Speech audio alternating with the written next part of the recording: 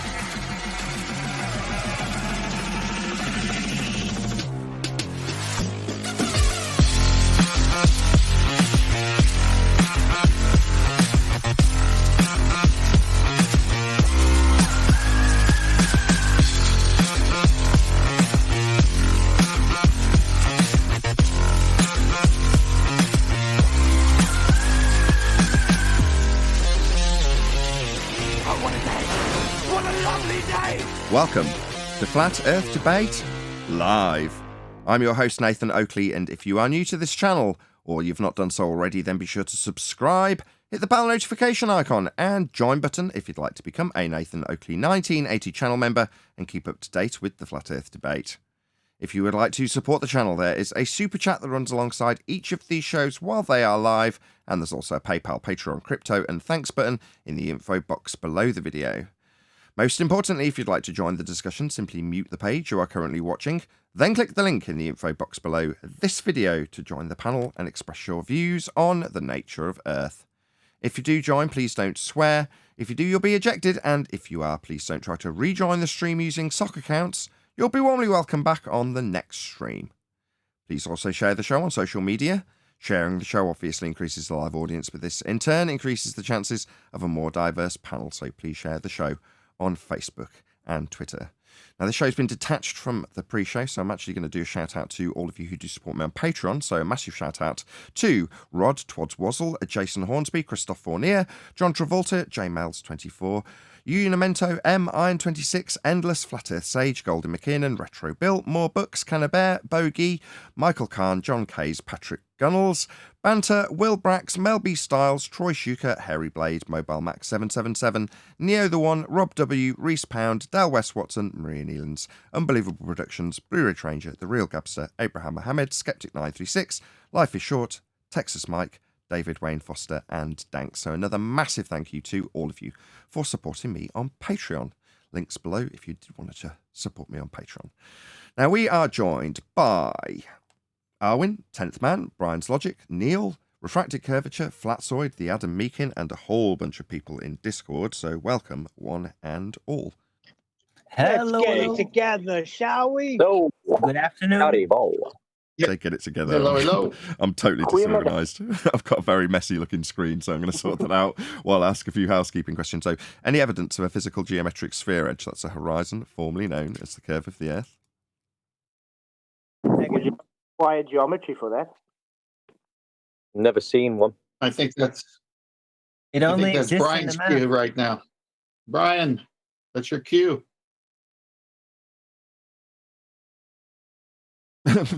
That went down well. Two for what? Well, I have to say, He said that the would be horizon good. question, Brian. That's your cue. Brian's missing just as the horizons as the geometric horizons missing. So For the time being, Flatzoid, can you get close to your mic because you are actually sounding really faint?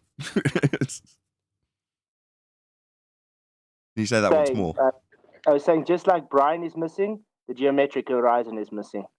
Well, it's not so much missing as it never existed in physical reality and only ever existed in the maths after an assumption that Earth was a sphere Well, something that 10th Man's recently brought to light was where they've changed. This came up as a conversation between my wife and I, and she was trying to fathom, like most people do, the kind of why would they lie question, which I'm sure you're all going to groan when you hear that. But I started to answer and then question the way I was answering her. Well, that's not true either. Just take a step back. She immediately answered her own question by saying, to keep us under control. And I was like, yeah, that's exactly the answer that is standard fare in flat earth debate. We would say if somebody was insistent on knowing the why, well, to keep us under control, like most things, it's a control system. Okay, right, that goes without saying, and even my wife can recognise that. Not that I'm demeaning my wife in any way. I'm just saying she's not involved in this subject in any way, shape or form. But the point is, she was still asking about it as a cursory interest. Right? And I started to describe to her what 10th Man described to me in the books from way back when, and indeed Brian has gone through some of these with us on the show, about what space used to be, and what, if you know that planete or plane means exactly that, the plane that we're living on, and you've got a good idea about how the old maps used to describe new worlds as they were described.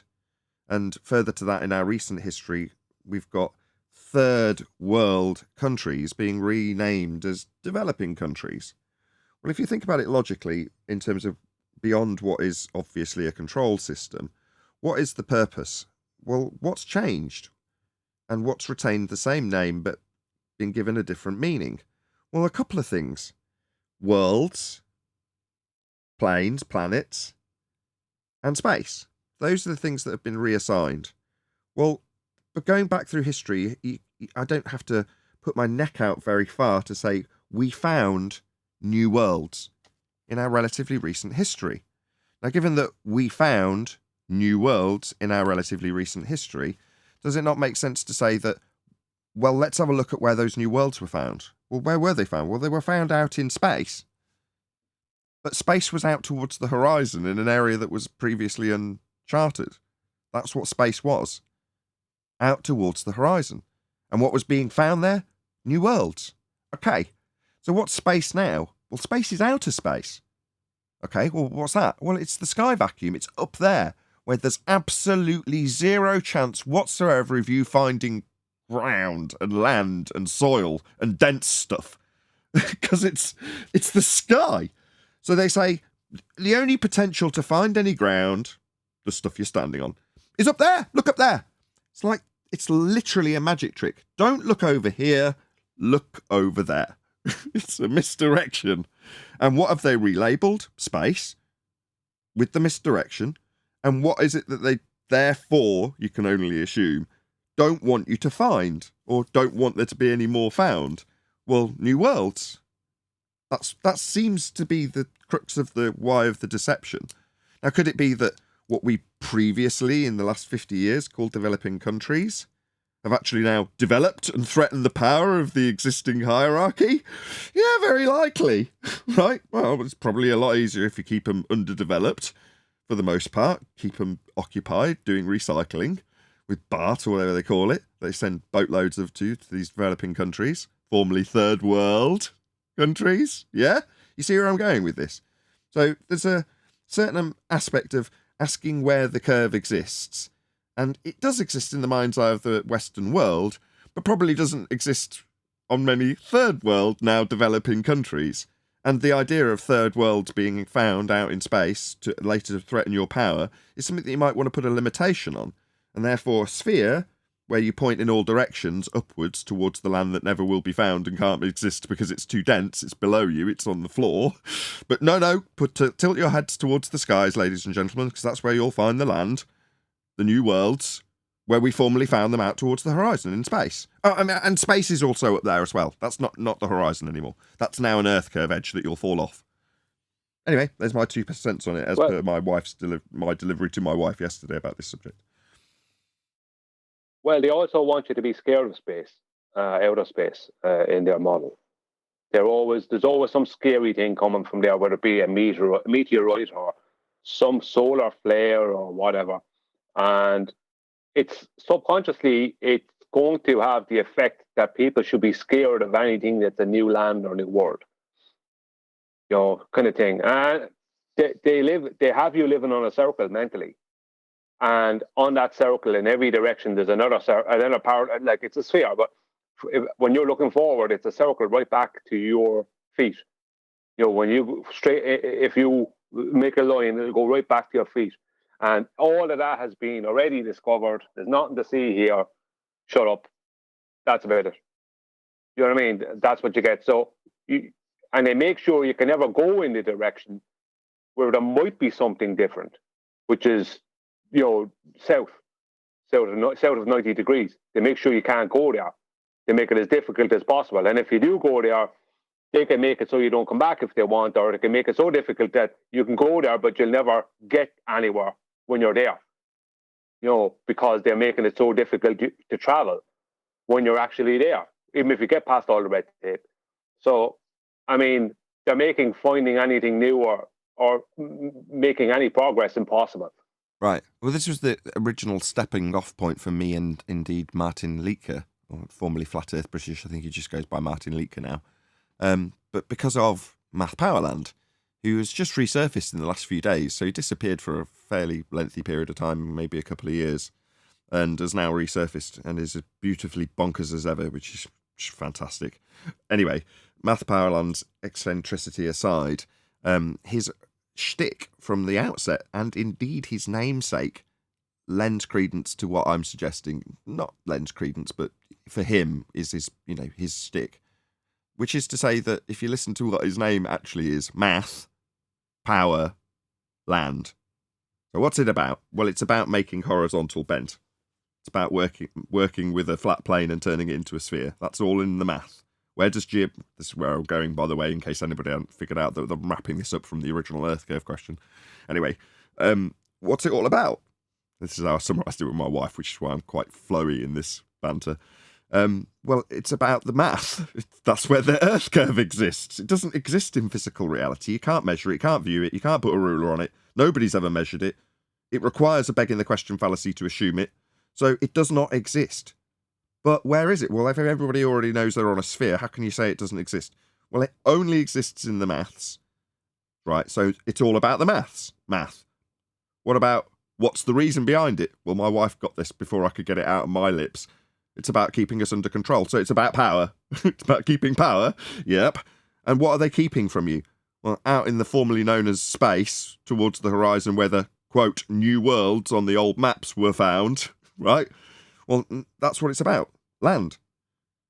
Well, I think there was a lot more to what Math, Power, Land was talking about originally, and there still is. There's a lot of validity to what we can demonstrate in our recent history in terms of what worlds have literally been found.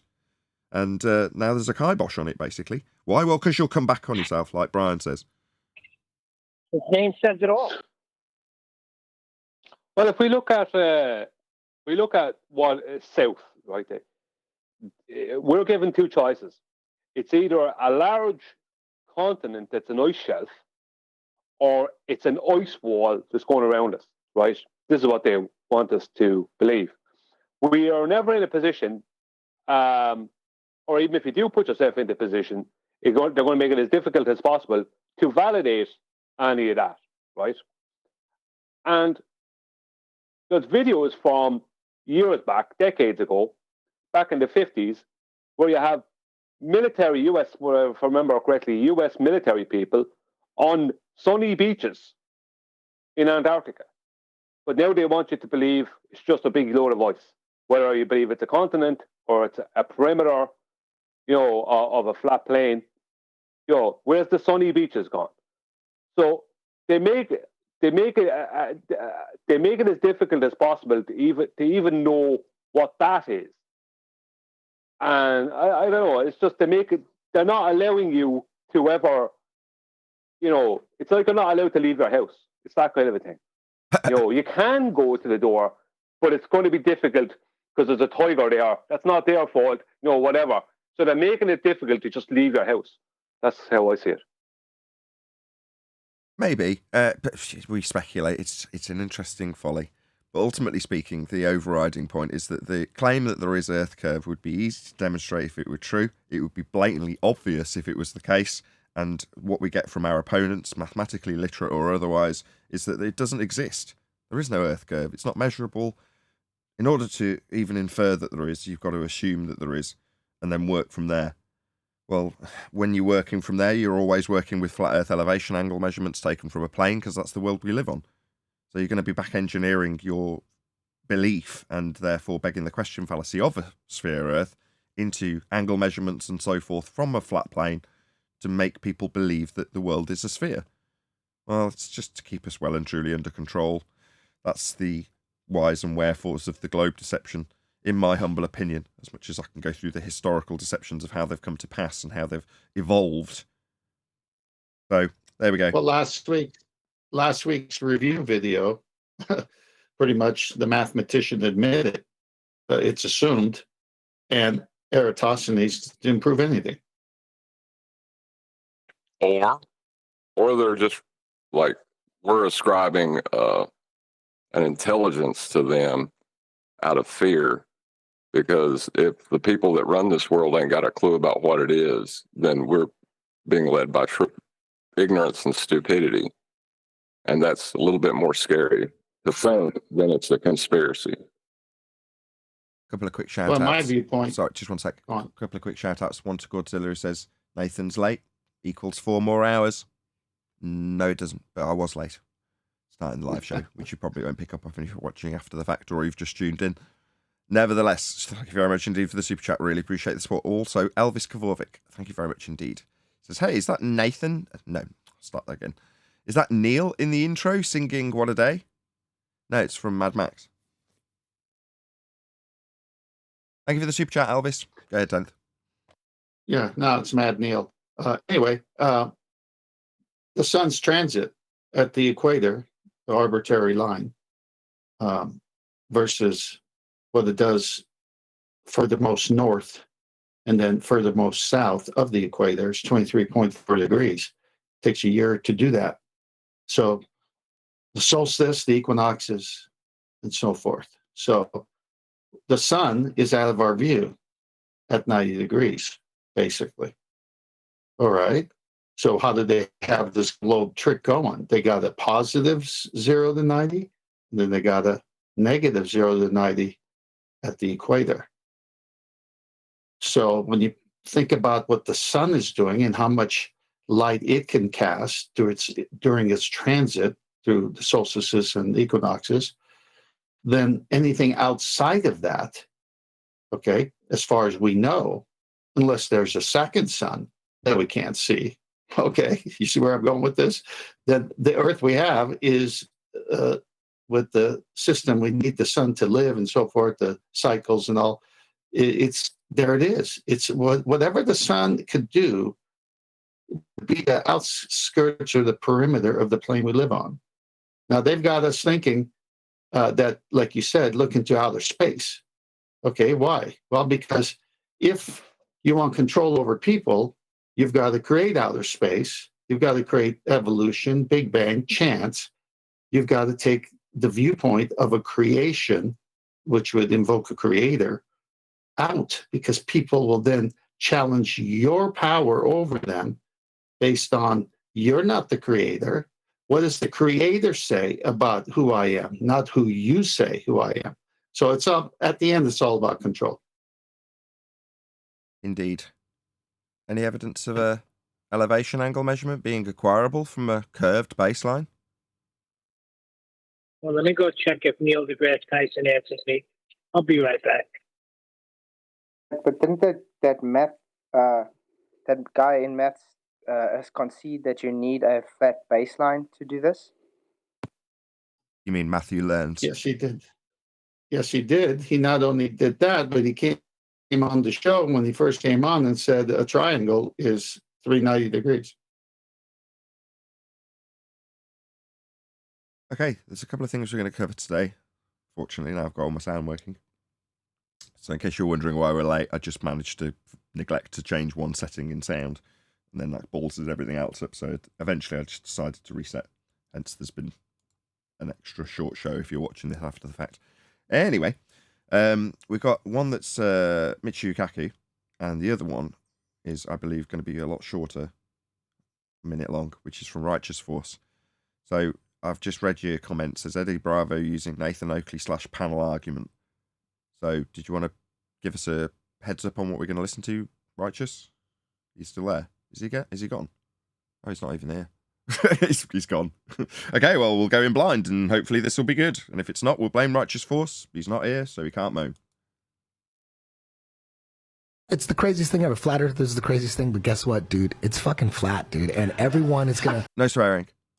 find out eventually. It's all. No one ever gets into flat Earth and then turns back. You don't. It's like That's not true. Sorry to criticise you, Eddie. There are plenty of examples of people who have turned back to the globe. Santa Claus. The only thing that keeps. Yeah, but that's Oh, here we go. That's an interesting point, isn't it? Why people turn back. So, with the exception of Ranty, which we would probably say had more of an inducement, a lot of it is back to the fear. A lot of it was, because I can't answer this question. It's not because they're convinced of the ball. It's just they can't convince themselves of the flatness. They can't prove it. So it's better to go back to that safe space. Tiger Dan, great example of it. Yeah, so much to disprove the ball, but because he couldn't get flight routes to match up on his map he was building of the flat Earth, when that failed, it was easier to go back to the ball for safety. Whether you disagree with the premises that brought you to the flat Earth or not, I think is a different matter. So I kind of agree with them a bit. I would say no one ever went back. I would agree with Eddie Bravo there, because besides your man Tiger Dan, I remember him back in 2015. I think with him, he just wanted out of the topic, and that was the easiest way to do it. I think he just didn't want the hassle. And now maybe, obviously, he was making a map and all this kind of nonsense that he was pre-assuming a lot of stuff. Was very early days.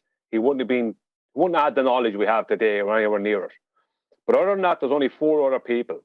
Two of them were total liars. They were never flat earthers. They were pretending to be, and I caught them out. They were never flat earthers. They were only pretenders. They were Let me ballers expand all on the that. time.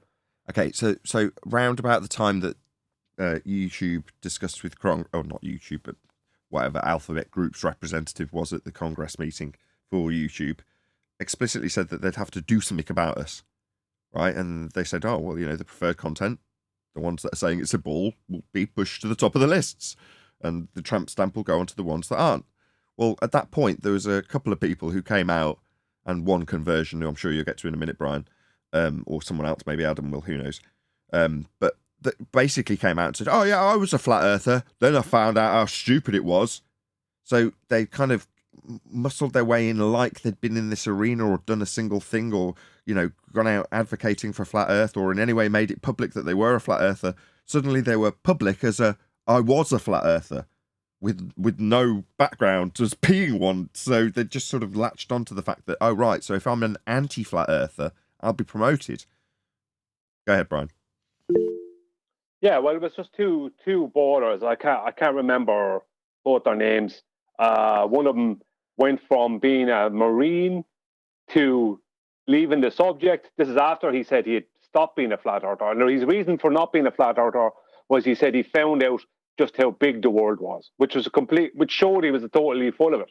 And I pulled him on it some years ago, because the Earth being a flat plane means it's much bigger than in the surface area than a globe.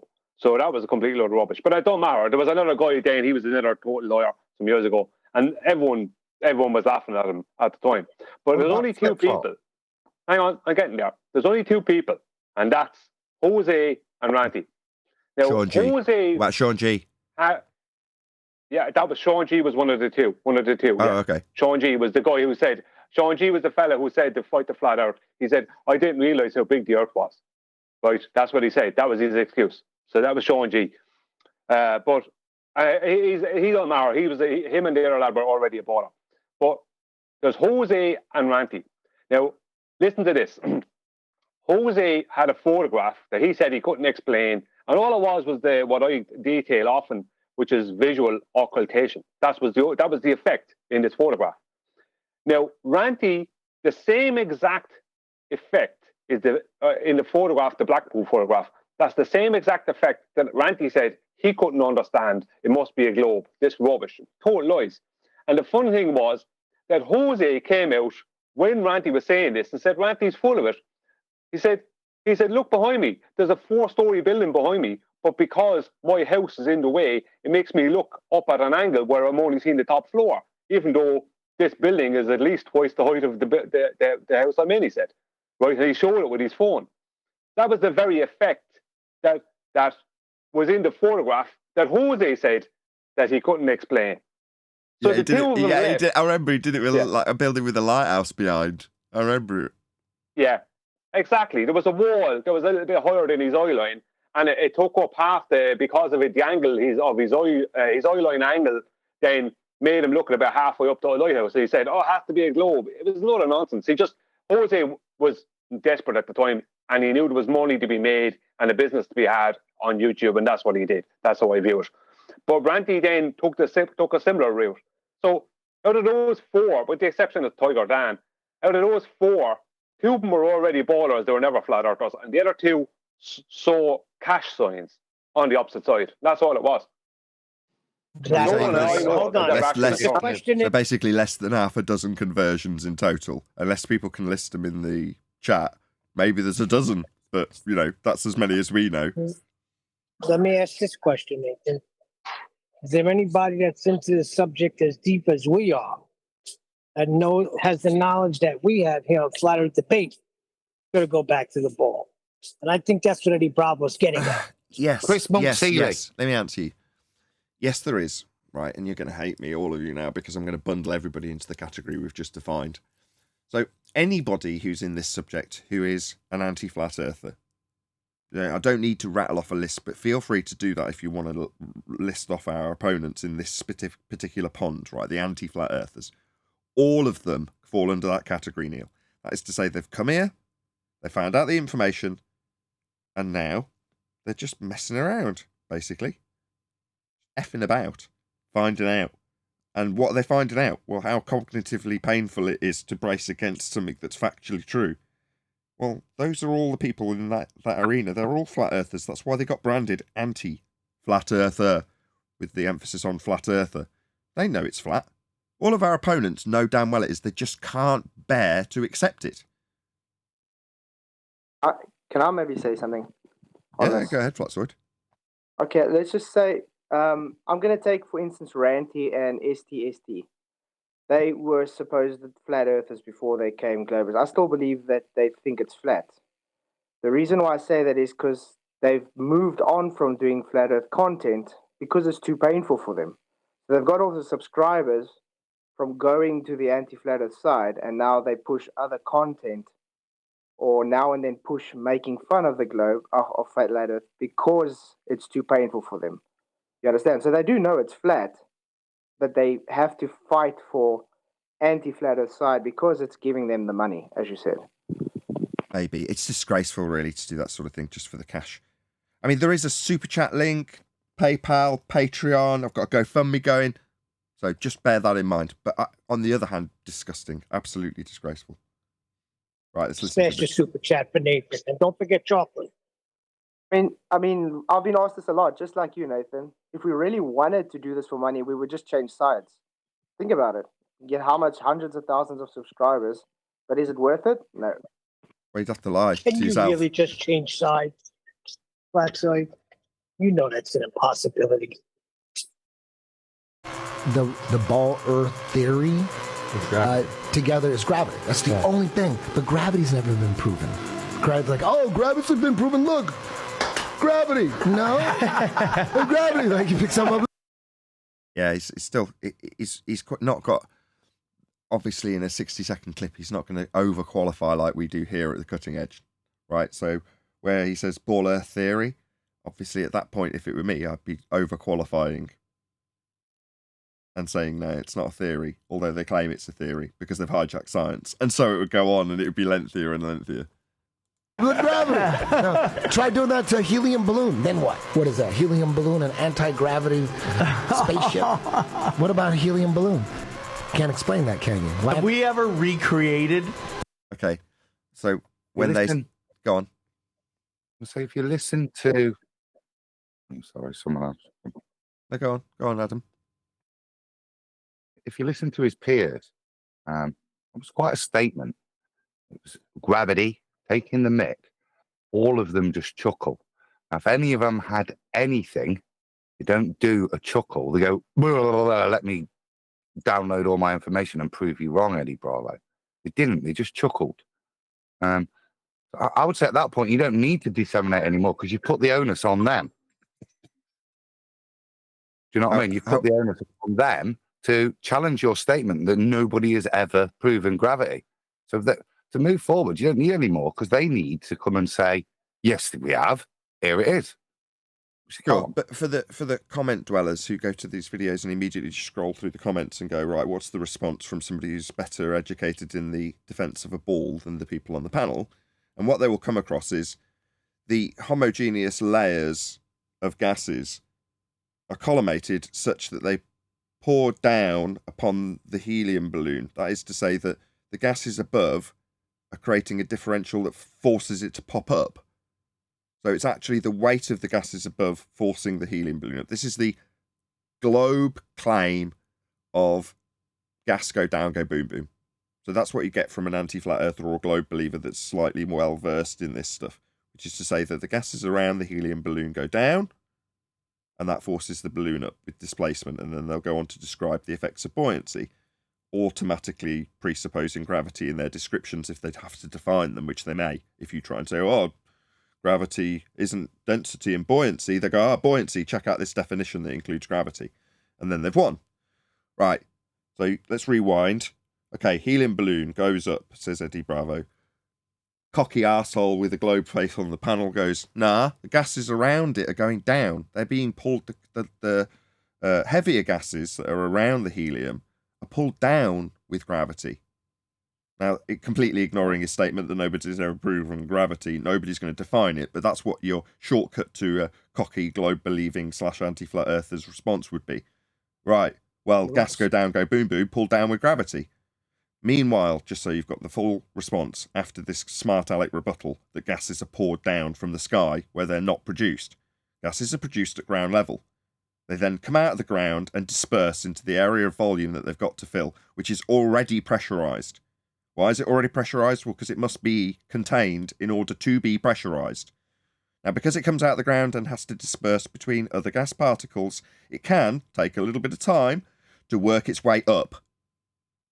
But up it will work because that's what dispersion is. It's a law of nature, entropic law.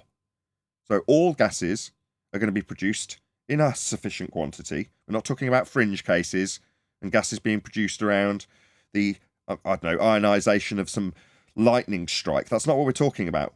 We're talking about the prevailing gases that we experience in our quote-unquote atmosphere, sphere-shaped air, assumed to be in a sphere shape with gravity pulling it all down. No, gases are produced at ground level and then go up. Now, in the case of water, that cycle with the gases going up then has a phase change to bring them back down as rain. Now, beyond that layer, with that cycle, that must have gas pressure to achieve in the first instance, there's other cycles that are going on, but all of them have the prerequisite requirement of a contained system in order to do any of it. Meanwhile, the gases are all going up. That's the point. Should you get some smart aleck rebuttal from some globe-believing numpty who thinks that gas go down, go boom, boom like solid bonded bouncy balls, as asserted by a PhD clown who goes on YouTube by the name of Thunderfoot, who literally poured bouncy balls into a fish tank and asserted that that's how gas behaves, with the Boltzmann formula to back him, saying gas go down, go boom, boom. Utterly, ironically stupid from somebody that's supposed to be a man of physics. Nevertheless, gas doesn't go down. It expands in all directions at a high velocity in whatever vector it's going until it collides with something. Now, it's highly likely to collide with another gas particle if it's already entering a pressurized system, which we do have. Ergo, we must have containment in order to have the gas pressure and in order to see the effects of gases being produced at ground level and making their way up in defiance of gravity, to conclude the point. There is no gravity. Not all things go down. Some things, like gas, go up when they're produced at ground level and dispersed into the available pressurized system that must have containment. Anybody That's else? why I always make the point that Right, objects weigh more in a vacuum. That ends everything for them. It ends the whole heliocentric model. They can't. Objects have to weigh less in a vacuum for their paradigm to exist. In science, Neil deGrasse Tyson, but he'll even tell you. He's like there's a famous video. He goes, "Well, when you talk about gravity, we don't know." What is gravity? You have no idea. Okay, next question. You start asking, like, what it is. Sorry about the music over the top of it. Whoever's trimmed this out has decided, like with all TikTok videos, very, very irritating. The ADHD generation obviously needs crazy music over the top of people talking so that it'll keep their attention. I don't know. The theory. It's a theory. Do you find it interesting? There we go. That's that. Very good. Yeah, Eddie Bravo needs to pay a lot more attention to flat earth debates. I like Eddie Bravo, but he needs to pay more attention. Who are you, his boss? Well, no, it's like this, right? He just ended it there by saying, was it him that was saying there it's a theory? Was that him saying that at the end? Yes. About gravity? Yes, it was, yeah. It's not a theory. You covered that at the beginning. Theory. It's not a scientific theory, and it's not a scientific law. No such thing as scientific laws. The scientific theory is supported by scientific hypotheses that have been proven through scientific method. Gravity is not. There is no hypotheses put forward by Einstein, Newton, or anyone for gravity. It's the most unproven, scientifically unproven thing in the world. If you want to say that. You want to say it in a layman's term. Go on, Adam. I see you want to say something. Oh, just on that theory, I think in this case he's using it in the colloquial sense, and in the same sense that NDT uses it. I think anything that he's saying that he can challenge someone like that, I wouldn't critique him. He's not saying stupid things.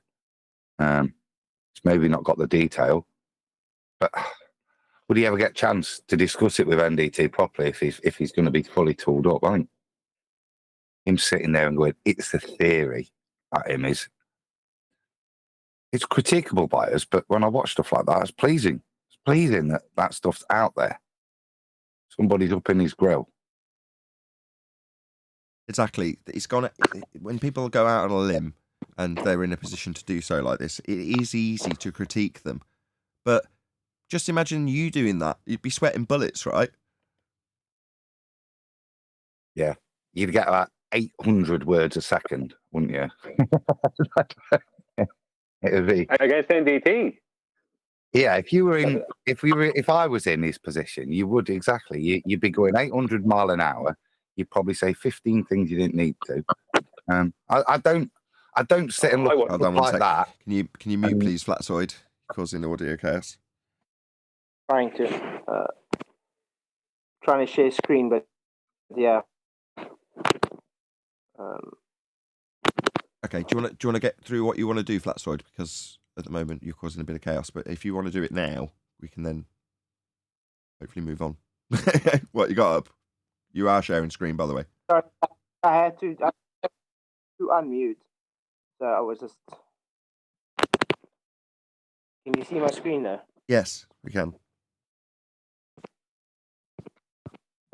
So this is the latest thing I'm trying to ask the Globers. Since it's a closed system and they like to straw man us to show us the container, I'm going to do the same. Because their Earth is classified as a closed system. So they have to show us their physical barrier, and then they have to explain how they let astronauts. Right on. Yeah, I agree. It's their You're burden to breaking prove. up, or am I have a bad connection? Yeah, but we got the gist of what he was saying, so that's cool. Hopefully he'll go back on mute so he doesn't cause any audio chaos when he comes back. But yeah, exactly. It's their burden to prove. It's not our burden to prove. It's theirs. So therefore, okay, you say it's a closed system, gravitationally closed. Okay, show us. show us gravity, and when we define it accurately as a fourth dimensional space-time bending that's not a force, you won't be showing that providing any containment. So what's next? Oh, right, well, it's a pressure gradient. Yeah, you're kicking the can down the road won't change the fact that you've got a gas pressure gradient, which requires Hold on a sec. pressurization. Go ahead, Neil. Hold on. If they got a closed system, then how did they get to the moon? And how is there supposedly things on Mars taking pictures? You know, the little helicopters they got there? Yeah, but Neil, I know you're kind of asking those questions in a kind of a joking fashion, but they never did any of those things. I know you know they never did, but they never did any of those things. They're not even questions. That's the point. What they did was they tried to make a joke out of somebody asking them how can you have gas pressure without a container? They try to make a joke about that. They laugh at it and hand wave it away because they cannot deal with that. That can't happen within building your paradigm. online business. Sorry. Yeah, but that's look. I'm gonna keep saying it. I don't care if you get sick of it. I'm gonna keep saying it. Objects weigh more in a vacuum. That is the end of that. And until everyone realizes that, I'm going to keep saying it. There's no way around that for them. That ends their model completely. Over. Oh, I thought this was something else.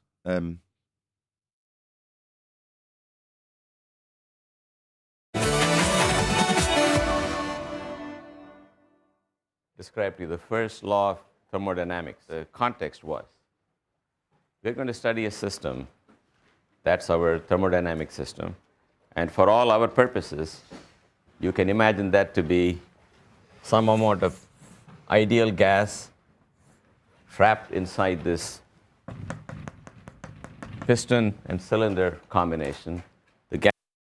Okay, so this is a few various university lectures that I've gone and gathered up together, and I think this is a compilation of them all. I will put a link to this if you just want to shove it in globe believers' faces just for the fun of it. When they say that space is real, just tell them, no, it's a second law of thermodynamics violation. Here's the link to the video. Thank you very much, Divergent Droid, for posting this. Gas has a certain pressure and a certain volume, and we represent that by a point in this diagram.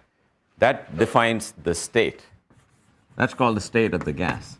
We want to look at bulk macroscopic properties, of which pressure and volume is a complete pair. That's all you need. I think I reminded you that you don't need a third axis for temperature because we have this equation, PV equals nRT. So if you know. So PV equals nRT, you'll hear often mentioned on the show because of the V, the volume. No P and V, you don't need temperature as another variable. That's called the equation of state. You can use this all the time.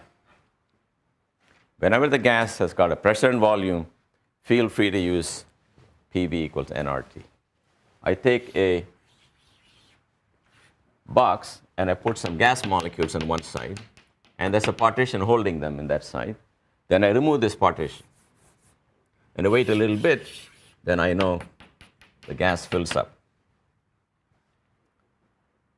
Now that's like perfume leaking out of the bottle. Hot and cold, when mixed, will never separate back. Gas fills up on one side, and there's a partition holding them in that side. Then I remove this partition. And I wait a little bit, then I know the gas fills up. Okay, so what this gentleman is explaining is that if you have a gas in a pressurized system, and you, in this case, remove this barrier, then the gas will fill the rest of the volume that is available to it. He says the gas fills up. Yeah, fills up the space available to it. It's the V in PV equals nRT, the volume. So the gas will fill whatever volume it has available to it. Ergo, if the sky was a vacuum, the gas we breathe would fill that available volume. and we'd all be dead. Because gas fills space. And what do you know? They claim there's 10 to the minus 17 torr vacuum above our very heads. Gas would fill it instantaneously. We'd have never have developed gas pressure in the first place if the sky was a vacuum. Outer space is fake. It's debunked by entropy law, the second law of thermodynamics. Now that's like perfume leaking out of the bottle. Hot and cold, when mixed, will never separate back into hot and cold. A gas, that genie that got out of the bottle won't go back. This gas that came out won't go back. There's a whole lot of processes which we call irreversible. So the irreversible process that he's describing would be a gas particle in a heliocentric world, that's a ball Earth in a sky vacuum, coming out of the ground and then never coming back. The irreversible process of entropy would be to say that the gas would leave the ground and go into space. Would it come back down? Would it reach a point called the Kármán line and go, sod natural law, I'm going to eat cakes and fall back down like a bouncy ball? No, gas doesn't behave that way. Entropy debunks outer space. They never seem to happen backwards. They only happen never forwards. happens backwards. That's to say that... And we cannot live... That is to say, the gas isn't going to come back the way it came from. If it's going upwards, directly up from the ground position, when it leaves the ground in a heliocentric world that doesn't yet have gas pressure, it doesn't go back up and come back down. It's not like a solid traversing gas, like we have with balls when we throw them up in the ground, from the ground. What goes up must come down. Now that applies to a solid traversing gas. In this case, a gas, it will go up and keep going up. It won't go in reverse. This irreversible effect would leave Earth never developing gas pressure if it was a sphere in a vacuum. Ever. We'd have never developed life in the heliocentric world. Ever. Wouldn't have happened. It's got elastic collisions. Yeah, well, it's that within the contained system that you must have in order for the collisions to happen. But I'm saying at the very first signs of gas production, for the whatever reason in the heliocentric model they would bullshit about to say this is how the first gas particle came out of the ground. Okay, it comes out of the ground, sods off at thousands of miles an hour towards the sky, and then what? Well, that's it. That's the process. Not reversible, you say? Never to return? All right, how did we develop gas pressure? How are we breathing gas pressure then? Because every single subsequent gas particle that ever came into existence would come out the ground, and in this irreversible process, travel in a high velocity in whatever vector it's travelling, never to return. The chances of it colliding with another gas particle, absolutely zero. The chances of it falling down go boom boom like solid bonded bouncy balls as asserted by Thunderfoot Clown, absolutely zero. This irreversible law of nature would dictate that outer space is fake. List all of them. I will take this opportunity to list one second law of thermodynamics violation, which do we want to hear Nathan from the past? Might be wrong. Could be the notion that we have a sky vacuum. I'm just going to be parroting off stuff I've just said. Okay, so thank you very much. I've put a link to that earlier and I'll share and tell Nathan Oakley 1980 sent me. Anyway, there's a link to it if you wanted it. It's in the chat. Are we going to have time to cover John had a comment. Go ahead, John. John had a comment on the tail of yours. Yeah, go ahead. Yeah, I was just saying that the idea that mass attracts mass is contrary to the second law of thermodynamics. That's why. Yeah, mass doesn't attract mass and hasn't been claimed to for 108 years. But that's what's required here, Newtonian gravity, for this supposed gas to go down, go boom boom, because that behavior doesn't sit with geodesics. They don't claim that gas is doing this over a geodesic. It's the whole system that's doing it. They can't go into the small detail of the gas behavior. But fundamentally for this, they've got to invoke Newtonian mass attracting mass. Indeed. Well, yeah, exactly, because what they do is Einstein starts with it all already there. So he didn't have to address, that I'm aware of, gravitational accretion. So he starts with it all already there, and he gives them all how it all works. But it's all already there. He didn't have to start off with how it got created. And how it got created is what he threw out the window within that model, which is a force of attraction between what they call masses. And I'm going to say it again, objects weigh more in a vacuum. That's the end of that. They can't weigh more within that model. They have to weigh less. Because they require gravity to be a force. So 1 second, John. I'll be fast. They require gravity to be a force of attraction between what they're calling masses, which is a mass of air within their model, and the mass of a globe Earth that it's being pulled down to. They need that for there to be a gas pressure gradient, and all the gas not have it dispersed immediately into a sky vacuum. But they don't have it, and vacuums prove it. Go on, John, sorry. Well, yeah, I was going to say, but the idea that, because with mass, you should be able to replace the word gas, right? And say, does gas attract gas? That's not how that works, Like the whole idea is just contradictory to what we experience. Yeah. Well, but this is the thing. Go on, sorry, Nick. I was just going to say that was exactly what Flatsoid said earlier, right? We could have elastic collisions. Well, the descriptions of elastic collisions flies in the face of the claim that they attract each other. Well, then they're not experiencing elastic collisions then, which is true. The 108-year out-of-date mass attracting mass when gravity's bending pseudo-force space? Or do we have elastic collisions?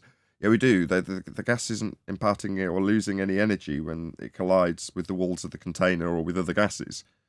That's what an elastic collision is. But if you're going to then say, well, it's a mass, so it's attracting the other mass. Oh, right, so we get pools of gas, puddles of gas, because they're all attracted. No, they're not attracting to each other.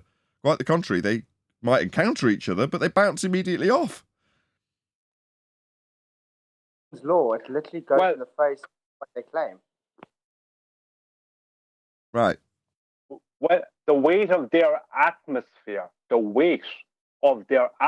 that's a linear downward vector to the air they're claiming that we breathe. The weight of that creates the pressure, the gas pressure at surface level. And that it's given weight by the force of attraction towards the center of the mass of a globe Earth. That's their claim. So there has to be a linear downward vector, which means it has to add weight to objects when the object is in air. When the object is in a vacuum, that means the object has to weigh less within that paradigm. Objects weigh more in a vacuum. Well, there is no way out of it. To make that claim about atmosphere, you have to accept a false premise first before they can say that objects would weigh less in a vacuum. Like they've already accepted the false premise that mass is attracting mass to give them weight in that description, right? Yeah, but it takes that away. That's why I go straight to it. It's the fastest route to ending it. This takes it away completely. Because mass is not attracting mass within that paradigm, and it can't be in reality, because objects would weigh less in a vacuum if it was. It still has a weight, but the weight of the air the weight of their atmosphere is taken away within their paradigm when they mentally put that into their paradigm. Right, that means it has to weigh less. The chair has to weigh less in a vacuum, but it doesn't. The chair weighs more because air and gases do not have a linear downward vector. Their vector is in all possible directions all the time. Right, not linear downward. Exactly, whereas gravity is down. Weight, as they're saying, the weight of the atmosphere, that's down. That's exactly. It has to be more down. Sorry for that question. I'm saying exactly. If it's got elastic collisions, it's literally just going to bounce away from it. How do you get a weight reading if it doesn't push on having weight pulling down? It just literally gets pressure and by.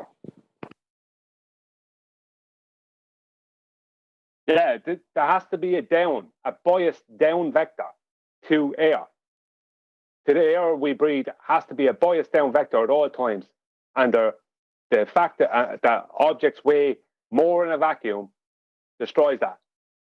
Because it takes it away completely. They don't have a gas pressure gradient. They have no force to give them an atmosphere then that would mean none of it could exist. No one could breathe. None of it could exist. It's all false. There isn't mass attracting mass, because if the globe was a mass, then the within their paradigm, then their atmosphere has to be a mass as well. So mass is attracting mass, giving them a gas pressure gradient so everyone can breathe and live on a globe. But they can't breathe and live on a globe if that is not, in reality, that's not real.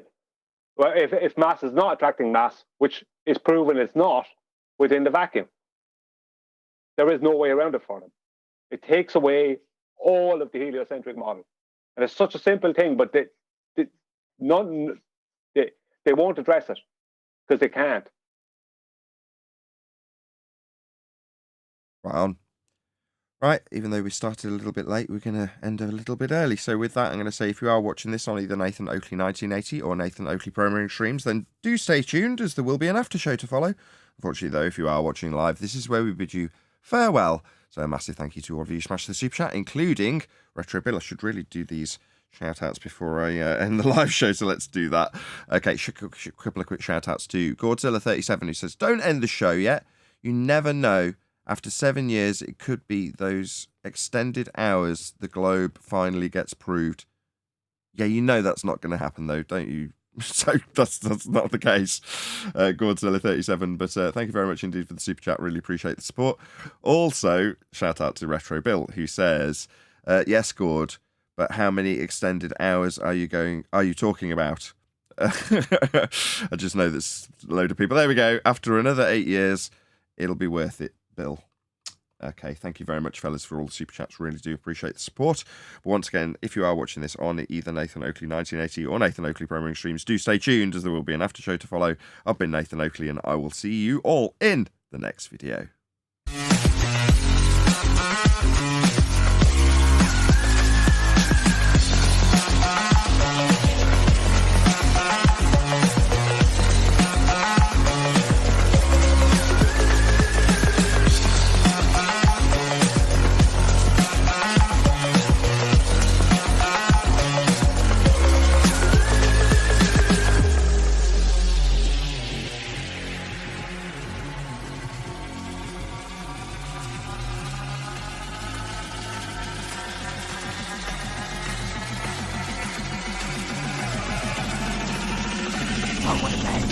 What a lovely day!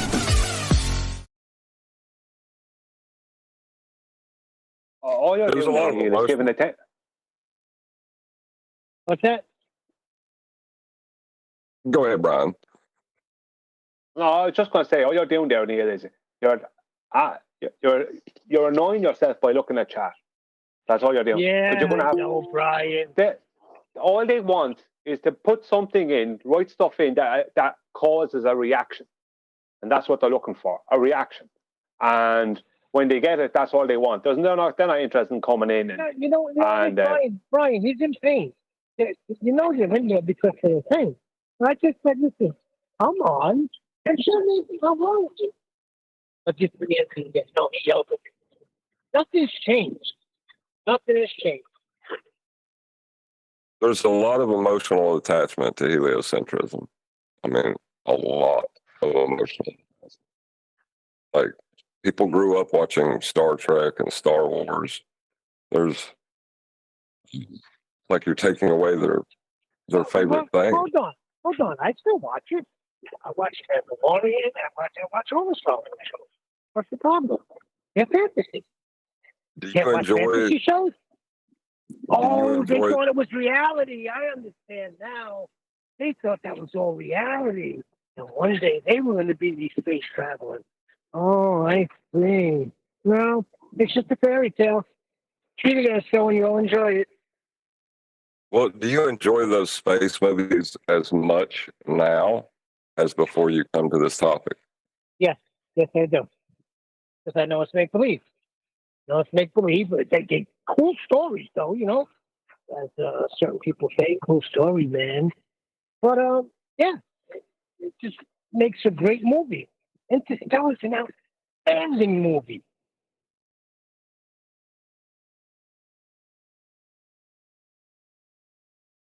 I don't enjoy them as much. I mean, I can still watch them and like I can say if it's a good movie, but there's that, it's kind of, I don't know how to describe it. It's a bit annoying sometimes to watch them. Well, because you know what they're doing with these movies. They're indoctrinating the people. They know that people don't see all the contradiction. They don't within their what they put out in their movies. Like Interstellar referred to a force of gravity several times. It's like, no, even though I really enjoyed that movie, I watched it twice. I didn't even think I couldn't even remember after the first time I watched it. But the second time I watched it, it was only a while back. I really enjoyed it. But people, the everyday person, doesn't know the difference. All they hear is the word gravity. They don't know anything else. It's just this big complicated subject because it's made. Brian, not only that, in that movie, he says that they couldn't reconcile gravity with quantum mechanics because they needed more. So that's why they had to go into the black hole. So they even admit it. Well, yeah, but that's what quantum gravity is about. It's an attempt to marry gravity to quantum mechanics. Because if you look at it, QE says it, the most scientifically proven branch or discipline of or category within what they call science is quantum mechanics. There is nothing else out there as a category that has the same amount of proven hypothesis, correctly proven through a scientific method, than that discipline. What is gravity? It's the most unproven, scientifically unproven category out there. There's nothing. There's nothing. Gravity is just a nothing. They keep on having to come up with new versions of it because the old version was proven to be a load of rubbish. And even their own model starts giving, it's so bad that their model forces them to change it. So if it was real, it's a bit like videos of the 24-hour Antarctic sun. If it was real, you wouldn't need to fake it. If gravity was real, you wouldn't need to change it. You know, there's nothing. Gravity is the biggest heap of nothing that the world was ever given. And that's why they have to marry it to something that has been proven to be very much a something. Our phones, our computers, all this is all as a result of quantum mechanics. You know, I know that's technology, right? Not science, but the point is, without quantum mechanics, they wouldn't be here. What do you think was the first? That does seem to be the. What do you think was the first red flag for Newton's gravity? It was peer-reviewed without any experiment. Yeah, well, there's peer review. Sorry, John, you go ahead. I stepped on you. You want to say something, John? Sorry. Well, I was just going to say that, you know, that seems to be a trait of heliocentrism is like Newton, they ascribe gravity to him so that they could steal from the validity that everyone's seen in him at the time. Or Einstein, everybody at the time thought he was right. You know, they seem to jump around to different people to still valid, I guess is what you would call it. Well, I think Flatlight brought up the most prevalent term in the whole discussion, especially when we're talking about the likes of gravity, is peer review. What's peer review? Right. I know what it is because Quantum Eraser told me what it really is. Right now, most people don't know what it is. It's about getting your paper published in a scientific journal, right? But what is it really outside of that? It's a hedge for pseudoscientists to hide behind. That's what it is. They hide behind, it's peer review. Who cares? I don't give a damn about your peer review. Show me the hypothesis that either the alternative or null was proven. You know, that's all I'm interested in. Show me your DV and IV. I'm not interested in that else. I'm not interested in your peer review. You know, it might have some relevance in some way, somehow, but don't call it proven science when it's not. Peer review is used to bolster up things like quantum gravity. Who's going to be reviewing it? Only a lot of people that already believe in the rubbish you're trying to point out anyway. they need you to point it out because they need it. They all agreed with Einstein because that was the best story at the time. No one else come up with a better story. But, like Einstein had the photoelectric effect, right? That he got he got an award for that, right? I don't know if he come up with it, right? But that allowed him, when he spoke nonsense, for people to, associate that with the photoelectric effect and its validity, right? So there's a lot of confusion that happens. And just because someone says something that's true, it doesn't mean everything they say is true. John, what fallacy is that? Hold on, but what fallacy is that? Because that brother says that to me. You believe me about flat Earth, but why won't you believe me about this Hebrew roots and going back to the law? So with Einstein, it's the same thing. Just because he won a Nobel Prize, that don't mean everything he does is correct. That's a fallacy, right? Well, it's fallacious. Yeah, but even that Nobel Prize he got for that photoelectric effect, that actually wasn't him. Kiwi informed us about this. Was it Hertz? Who was it? It was someone else that actually was responsible for that, not Einstein. But Einstein got the accolades for it.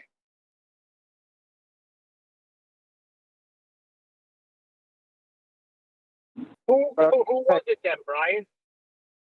I mean, how many false publications have there been made for so-called peer review that's not actually scientific? I mean, like, if someone says it's scientific that Jupiter rains diamonds, how are you going to go and do an experiment to verify that?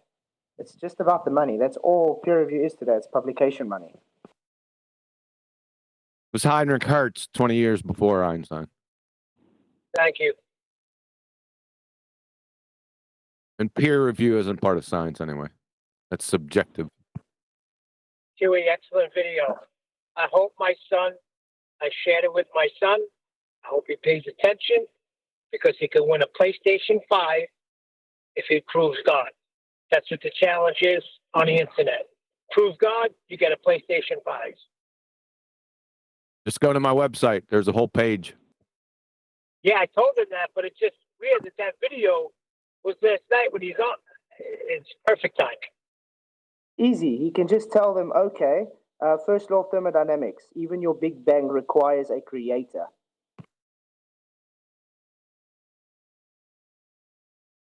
No, they don't accept that.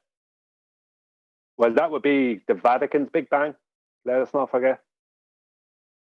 Well, the first thing he's going to have to do is establish what proof is, because if it's about the guy accepting it and giving him a PlayStation 5, he just won't accept anything he gives him. So you're going to have to, get him to lay down his parameters of what truth is before you get into that.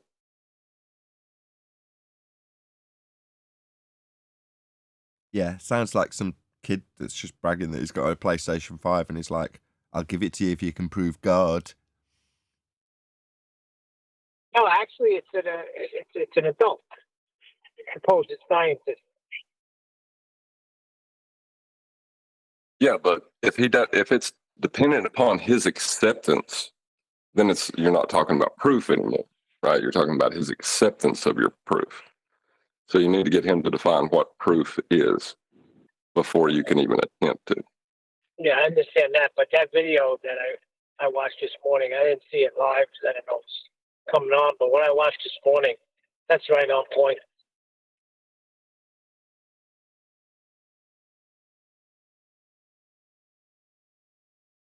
Well, if that guy was a scientist, a real scientist, then he would be looking for someone else to prove God because he's already be fully aware of the Creator. Right. But it's perfect because my son is on the quantum mechanics kick right now. So that video is perfect.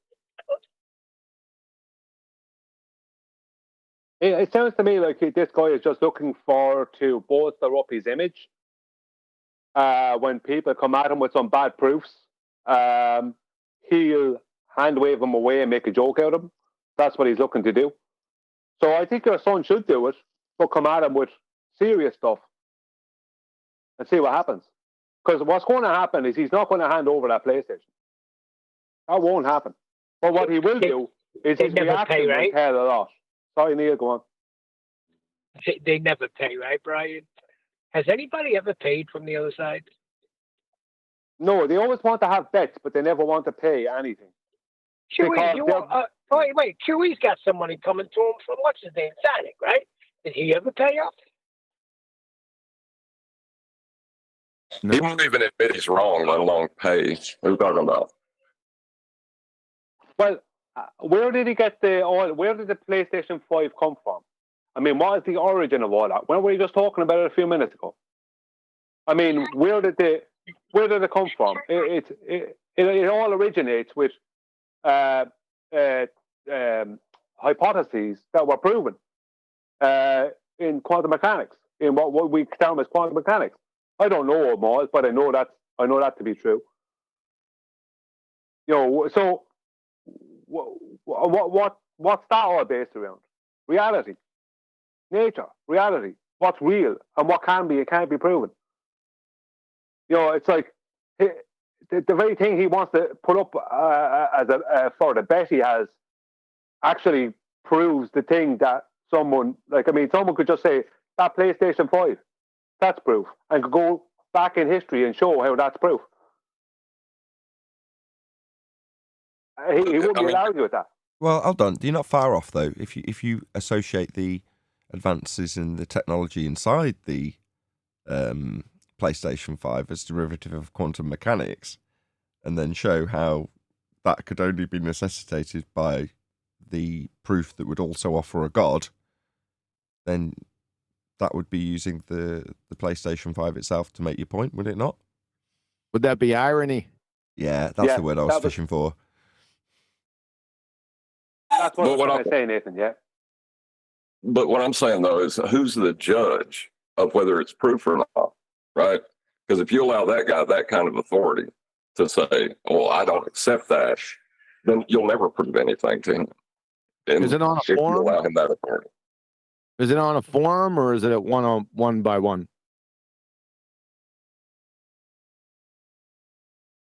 Hello? I don't know. It's not my PlayStation offer. Just Neil. I'm asking Neil. Is it on a forum? Sorry, I'm busy doing something. What is that, QE? Is it on a forum where other people are watching, or is it just one-to-one? I think so. I think it might be on a forum. I'll find out everything. It's on a forum. You just keep it simple. I wouldn't go to quantum mechanics. I'd just go to functional sequence, specify complexity, and end it. Sandcastles washing up on the beach with the waves. In case anybody doesn't know what he's talking about with functional sequence, specified complexity, which you may not. I mean, why would you? Unless you'd watched a lot of Quantum Eraser. Well, I wouldn't even go that far. I just go straight to gas pressure without a container. You could do that, but you need a little bit of variety in your life. How does that prove God? Because it means that we have to have a container. Just walk outside, Brian. We've got gas pressure. Still got space. Right. You know, functional sequence specified complexity is the best way of debunking evolution. But evolution? Why would you have to debunk? What the hell is evolution? Meanwhile, the ontological primitives leave you with only one answer, don't they? So would you not go to the ontological primitives and then use quantum mechanics if you need to back it up? Well, if he's looking for just science, that might be tricky. But if he's looking for just proof, doesn't have to be from science. You could just go straight to the first law of thermodynamics. No. What the guy with the PlayStation's looking for is to embarrass Christians. That's what or any religious belief in God. That's what he's looking for. He wants to humiliate people because the guy sounds like a prick. Well, you know, in the same way as you don't engage with people that are pricks because they're offering 10 grand for something that requires elevation angle measurements, you wouldn't engage with this guy who just wants to embarrass Christians. Because even if you categorically proved your point, that guy would go to the ends of the earth not to give you his PlayStation. Exactly. Because he's the judge. He's going to be the judge in the situation of whether it's dessert. Like, you're not going to make him believe in God. It's just not going to happen. I will find out all the details. Why? I can show. Do you want me to give you rattle off a few lists where you could get 10 grand? You can buy a lot of PlayStations with 10 grand. Where people have offered stupid amounts of money that they're never ever going to pay out because they go, No, I don't accept that. I think this is legit. Let's say someone offers 10 grand to show that there is no Earth curve just for the sake of stupidity, right? And then you offer them up a mathematician like Matthew the other day who says, no, nobody's ever measured Earth curve. And they go, yeah, but that don't mean it ain't real. That's the kind of shit you get from them. That's the response you get.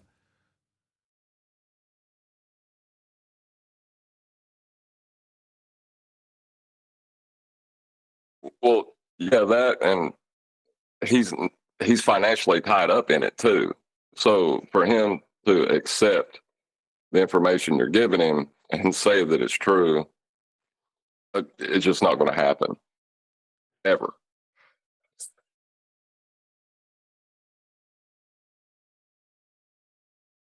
But yeah, I said that to Neil a few minutes ago. There's no way that I was going to get that PlayStation. But what you will get if you get involved is you will get a reaction out of this person. The best you could hope for is to turn it around on them to embarrass them as opposed to them embarrassing you, because that's what they want to do. Because he's not going to give away this PlayStation. Yeah, so that's never going to happen. Neil wants his son to get a PlayStation out of proving God. That won't happen. He'll never give it away. Notice how we're arguing about whether or not he'll give the PlayStation away, as opposed to whether or not there is or isn't a creator. That's not even being questioned. Have you noticed that, audience? Just wanted to point that out. Well, even in the statement of asking for proof, wait, hold on a sec. In the statement of asking for proof, you're assuming an objective mind of truth, right? So that would be a reasonable the statement assumption. is nonsensical. Yeah. If somebody wasn't offering up a PlayStation, it just came up in discussion and there was no financial loss or gain to be had, and they were asking it in that way, then that would be the automatic assumption. In this case, the answer is no, it's not the automatic assumption. The automatic assumption is some tosser with a PlayStation that wants to poke people he sees as being religious fundamentalists by saying, prove a God, I'll give you my PlayStation. So that screams prick as opposed to screams open-minded individual. What would be more fun would be to offer him something far more expensive if he can disprove. See the rubbish he comes up with. That'd be far more telling. Well, it's almost as nonsensical as saying, I'll give you a Ferrari if you can prove words exist, right? Even though I just use words to communicate the idea, you know? Are you going to bring that guy a dictionary and say, look, words exist? Yeah, information might be your best route. Well, you have relayed this information to me, you know what I mean, and then go down that route and show how information will require a knower, you know, that kind of thing. You know, that would end him. But he still wouldn't give you the PlayStation. No, because he would be the judge of whether the PlayStation's awarded, and he's never going to give that to you. So it's a trap, Neil. Just don't even waste your time. Yeah. I think it's good for my son. Let him debate it. He's into it right now. Into quantum mechanics. And I really am using it so he would cue his show from yesterday. So his incentive to get this PlayStation. And he does want this guy to understand that there is a creator. My son has that pretty much locked down. Tell him if he accepts Jesus into his soul, he wouldn't require a PlayStation.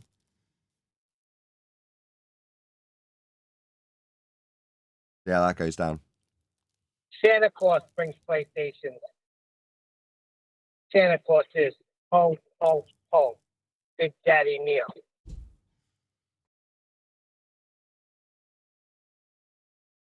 What? And Mrs. Claus, my wife Sharita, she helps with the work.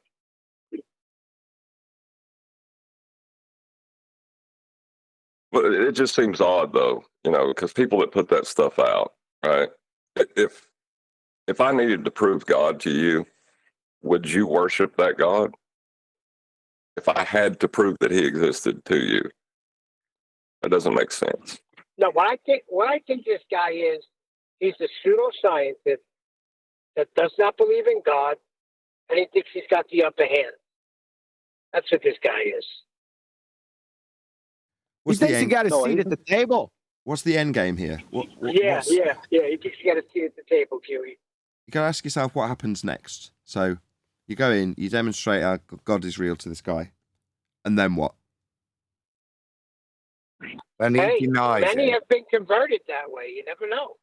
Well, then he denies it and uses it all as an excuse so he can tell himself that there is no God, so he hasn't got to worry about anything at all. Or he could come back with some smart-ass remark like, you know, your selfish intentions in terms of my conversion disprove your conversion because you only wanted a PlayStation out of it. Or some smart aleck remark at the end. Something to leave a bitter taste in your mouth no matter what happens.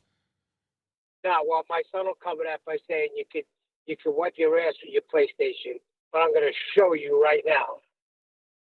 And then just delve into the information. Okay. I actually think, sorry. Like, I'm all for giving a reasoned defense of your faith. I accept that. But I'm not going to waste my time trying to prove something to delusional people. That is useless. I agree.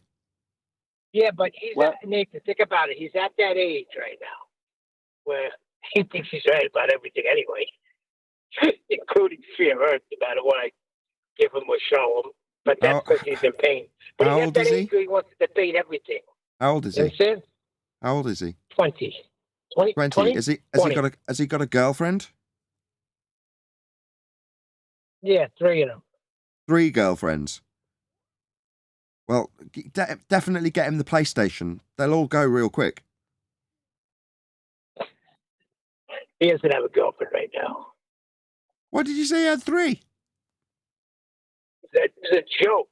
Well, the last thing he needs is a PlayStation, right? So maybe investigate which is the nicest church with the prettiest girls in it, and then introduce him to that church, and go check out. I tell him that all the time. Want to meet a girl? Go to church. No, not just go to church. Which church has got the nicest looking girls in it? Might be that he needs to go to the temple, Neil. You just don't know.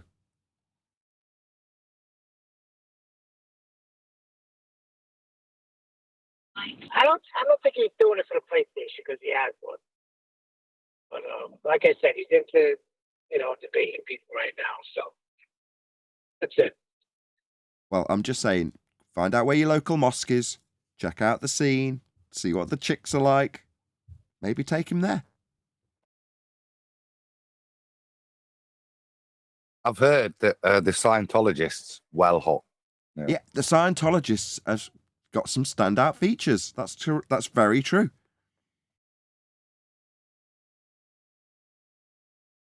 You got to expand your horizons, Neil.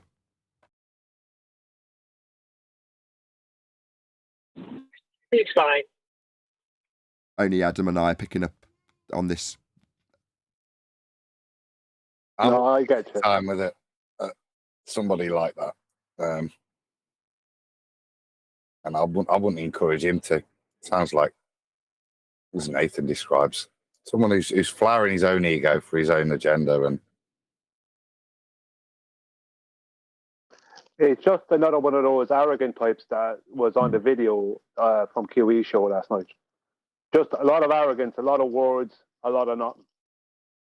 That's right. it. That's what I said. He's a pseudoscientist who thinks he's got the upper hand.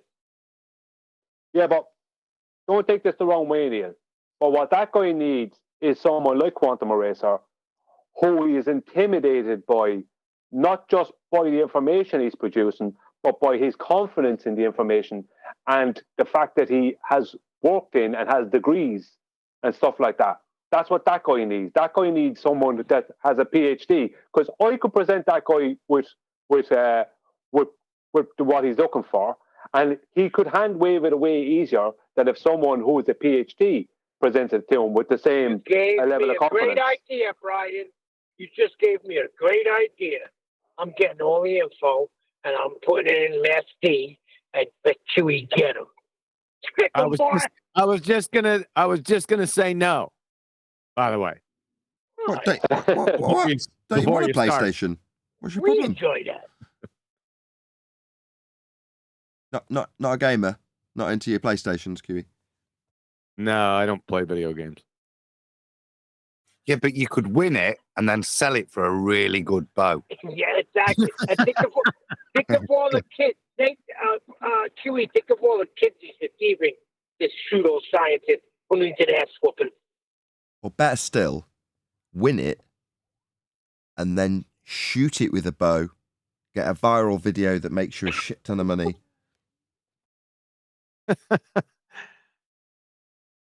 Yeah.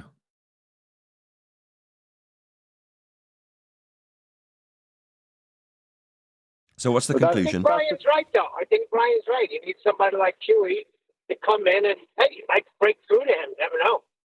You're gonna try that one again? Yeah, I think so too. Let's try it again. Why not? I think you should do it, QE. I'm going to keep trying. You know that. Same reason I want you to debate Neil deGrasse Tyson. I don't send these emails to him for nothing. I can dream. In terms of winning a PlayStation, you're better off clipping coupons that leave you with the chance of winning than going to some random YouTube dick. You misunderstand things. The PlayStation is not even relevant. They all have one. They don't need it. The issue is this guy thinks that there's no God, and he thinks that there's no proof of God. And QE laid it out beautiful in that video last night. I see. And you just want to connect the two together somehow so that it can see how wrong they are. Yes. I have no idea how to relate to that in any way. Sorry. Sounds to me like Neil's got himself a little project. Doesn't need any help from anyone on the panel. He's got all the resources he needs, and him and his son should sit down and go and win that competition then. But you heard what Brian just said. We're just a layman. He won't respect it. Doesn't really matter whether he respects it or not. Go and just demonstrate it, you and your lad. Would you like me to give you a little certificate, Neil? I can make one up. I can certify you if you want. Yeah, send me that certificate, Nathan. Certified FED member. Certified, right? Expert in advanced heliocentrism. Yeah. Oh, boy, that's a hot word. You can say, with pride, I am an advanced heliocentric expert. And there is a God. Don't take this the wrong way, Neil, but as soon as he hears your accent, he's going to do his best to annoy you. Because he knows he's Italian, he's from New York, he has a short fuse. I won't have to say much, cause him to lose the head. And that's what he's going to want to do. By mastering what is real, you also master what is not real because you know the difference. I love cross-stereotype racism. The Irishman accusing the Italian American of, of being hot-tempered.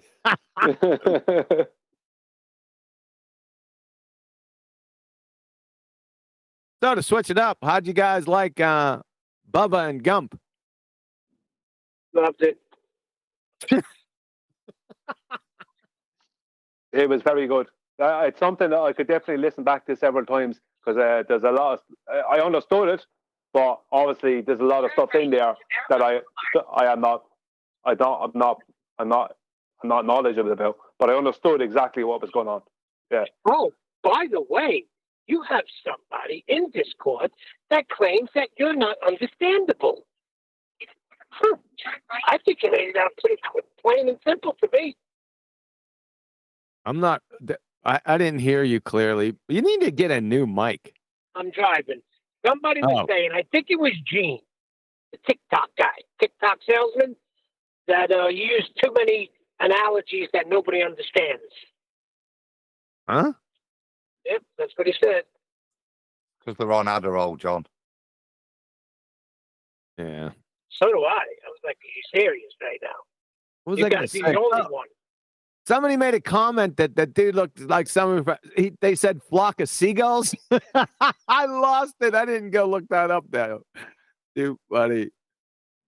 Flock of seagulls. Let me look it up right now. Means you got a big quiff. Excellent band from the 80s. Yeah, you got big quiffy hair, front fringe, innit? Oh, it's not that extreme, no. I just said it was a nested hierarchy with spider eggs in his fucking head. I could see somebody from a younger generation not always getting John's humor. He's 32 years old. He's not a kid. Come on. I'm going to lose a lot of sleep over that tonight. What else?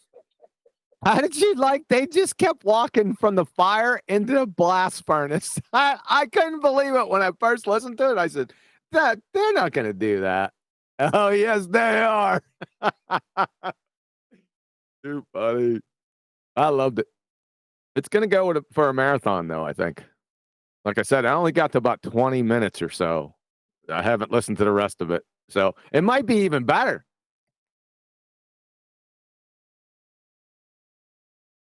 I have no idea what you were talking about. Sorry, I stepped away for a second. We're talking about the video of Gump and Bubba last night. Oh, okay. When John says hammering the C4 fire, right? If you didn't know that C4 required pressure and heat, right, you may not get it. But to the people that do get it, it's fucking hilarious. You know what I'm saying?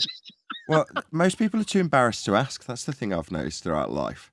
When people don't know something, what's the saying? It's better to remain silent and look like you knew what you said. There's some phrase in Latin that I can't remember. It's better remain silent and be thoughtful than to open up your incoherent pie hole and remove all doubt.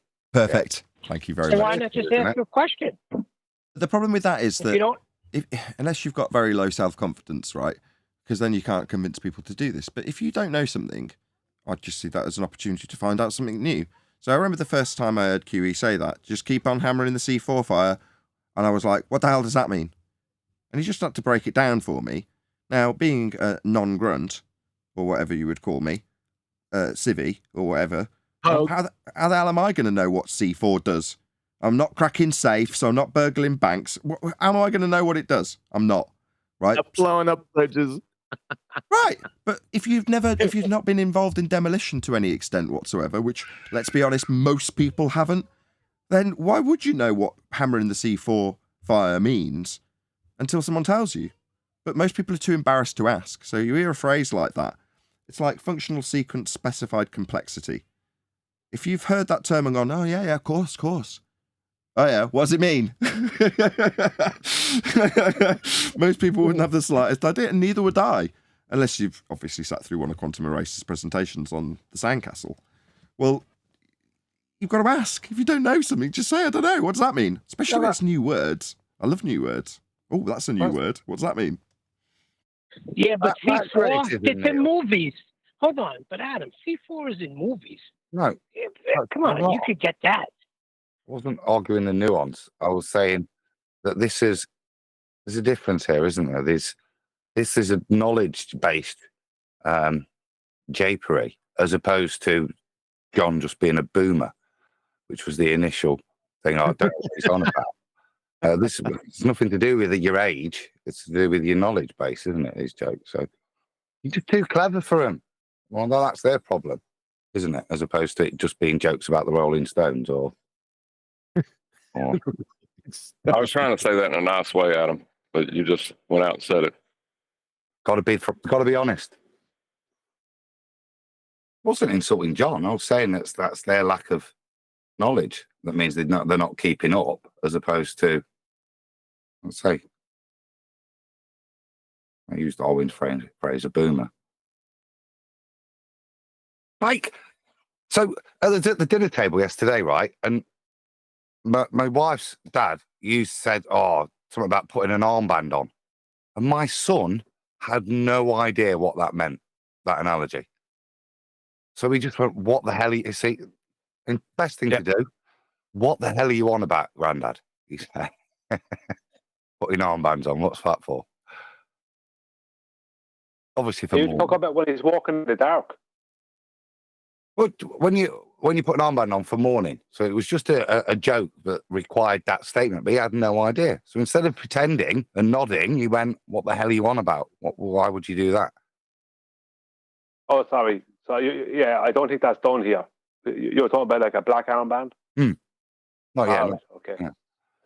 Because I grew up a lot of my life, half my life in the countryside. So people put on armbands that were luminous, so people would see them when they're driving. Potato trees. That's what they told you the armbands before, Brian. That's what they told you.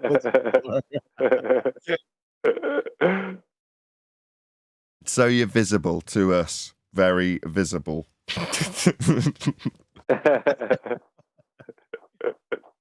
We want to see you at all times. I'm only joking.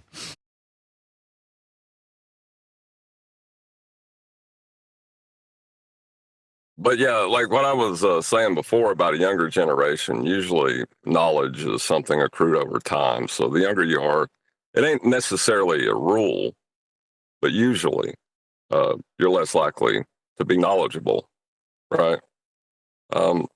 So I was trying to say that without saying that and insulting an entire generation. No, I get what you're saying. What you're saying is once you get past, say, your mid-20s, in other words, you're obviously a fully grown adult. If you're in a social setting and some phrase or turn of phrase or word that you've never heard comes up, there's a certain standard that looks at you and it just expects you to know. And if you don't, the self-expectation is that people around you may frown upon you because you're ignorant. You don't know, where everyone around you is like laughing at the joke you don't get. Well, it's not. If you're ignorant, you're ignorant. So what? If you don't know what something means, you just say. But there is a certain self-expectation that an adult will know everything. I don't know why. It's better to admit to not knowing something than to sound like an idiot thinking you know it. I believe that's what you were saying before. I think that goes back to school and like understanding. Like nobody likes the guy that's constantly asking questions of the teacher. Most people just want to get through it, you know? You would have hated me at university. I was just going to say, it sounds like Yes, I was just going to say I groaned because I'm like, yeah, I was that kid that got kicked out of the classes for asking questions. 10th man was the same. Well, no, I ain't saying that I am like that and dislike people for asking questions, but most people get irritated by it. Yep. Yeah, it is. I remember people saying, why'd you keep asking questions? Just shut up so the class can get over. Like exactly like paraphrasing pretty much your sentiment. When you hear the moans and the groans when your hand goes up. Exactly. Oh.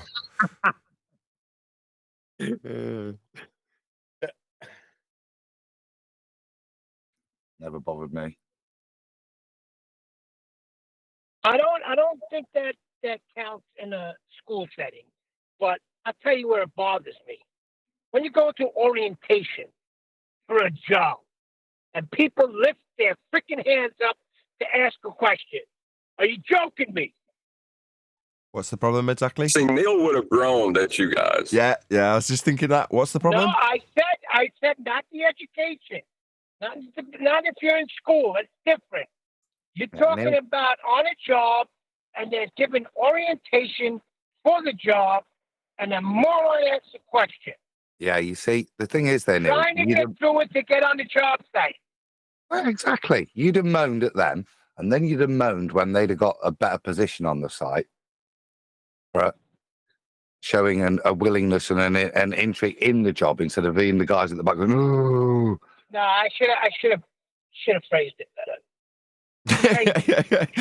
I should have thought about this differently. I should have phrased it better. Job. It's the tradesman. So everybody's a tradesman trying to get in so they can get in the building and begin to work. And somebody asks a question, and it's a stupid question. It's self-explanatory, orientation. Right. I see. Neil, let me just try a better analogy. Has anybody played Laser Quest? Yeah. Right. Exactly. When they're telling you how to put the artist's vest on, right? Are they paying you? Yeah.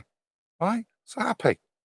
Nobody wants to sit through the Laser Quest safety meeting. They just want to shoot lasers at each other, but you've got that one person after they're like, right, should we all go through? Someone raises their hand. What if I need the toilet in the middle of the lane? Shut up! I want to shoot lasers! Yeah, and then you're the guy halfway through the game who can't recharge his gun because you didn't listen properly, and you have to be led back, given a new kit. Maybe you didn't hear what I said. The orientation is self-explanatory. That's what I'm saying. You're the kid that gets led back halfway through because you didn't listen properly. You can't recharge your bullets. God, forget it. You gotta Well, the whole idea. understand it. But education should be self-explanatory, right? That's why people have questions when it doesn't make sense. The whole orientation to get into a freaking building to work is bullshit. Hold on, that's the point. Hold on, John. That's a very good point. So what you're saying is a well-structured class should leave no interpretation. It should be clear. It should be concise. It should be easily digested and understood by everybody who's had the information disseminated. At the point a question's asked, that almost embarrasses the methodology of the education method that's being offered because it says this isn't clear. So suddenly, in you saying that, it suddenly makes more sense to me, given the structure I already knew in terms of comprehensive education when I was in it, why they would want to shut you down when you're asking a question. Because there's a good chance, number one, it's off topic. Number two, it might contradict what they're teaching. Number three, it's almost like you're laughing at them from the teacher's perspective because you're saying this isn't a good enough standard. I still have a question. Right. Yeah. And that's why I was saying it goes back to high school. You know, that's just how people have been, I guess, trained. Is that the word? I don't know what the next statement's going to be, so I don't know if that's right or not. What's the next statement? Well, it's conditioning, I think, would be a better word for it, because most people just want to get through it, you know? Like high school. Most people just want to get through high school. From the Neil just wants to get through orientation. Yeah. I'll give you one orientation that I paid attention for. Two, rather. That was orientation going to prison. Because you want to be aware of everything that's going on there. Oh, so you'll listen then? Yeah, because there's proper... Yeah. I don't want a dog beating my head in. Exactly. Right, so he'll pay attention when there's life and death consequences. Correct. So what if you miss the end of the orientation where they said, don't go in the room at the end? We've got killer sharks in there. That would you pay attention to. Just to add to what John was saying, that in terms of from an educator's point of view, they're not there to make you critical thinkers. The way they're scored and assessed is on your ability to repeat the information given, not your comprehension of it. Right. So if anything, it's just a waste of their time allowing you to understand it. As long as you are able to repeat it, that's their goal. So stop distracting the class and just keep repeating. Yeah, but that depends on the subject. They're trying to program your reflexes. So there's three people interrupting. That depends on the subject. Three people at once. I want to go. Yeah, I came in third. Then we're going to go with QE, then Arwin, then me. Go ahead, QE. That depends on the subject, and Adam's well aware of that. There's certain subjects where that's all you do is memorize and regurgitate. There's other subjects, on the other hand, that shit ain't flying. That's all I got. Yeah, Darwin. Right. Well, most of school curriculums are all based on what they want you to be able to repeat as a reflex. They specifically teach you things to help avoid you to critically think about it. That's just how all the programs are rolled out. And it's even pragmatically based because there is so much that they expect you to know as a reflex that you'll have to avoid critical thinking, because otherwise it'll not get to you in time. You will not learn it in time because you'll be faced with how inconsistent everything really is that you get to learn basically in school. So they have to do it that way to program you so that you just regurgitate things as reflexes, because They don't have the time to allow you to learn critical thinking, learning all these things, because that's too complicated. You can't organize that easily. Everybody goes at their own pace. But if you just force them to ram it in their heads, it's all much easier, much more predictable. That's a bunch of nonsense. No, it's not. But still, Adam's. I come from multi-generational teaching family, so. Oh, really? It's not. Yeah, really. Yeah. Yeah. Let's go through it point by point. Yes, really. Let's go through it point by point then. First point you made. What was it? Let's get specific. What was it?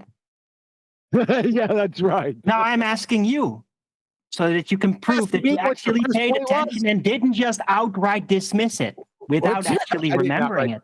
I was snickering. You don't know what your first point was? No, I do. Do you, Huey, before you dismissed it? I don't think you do. What's your first point? Oh, really? Yeah, my first point is that the way that you're getting taught things is to stuff it in your head, right? To condition your reflexes so that you don't think about it too much. Yeah, I do remember what I said. No, that wasn't I the first said it, point. Huey. Do you remember what I said?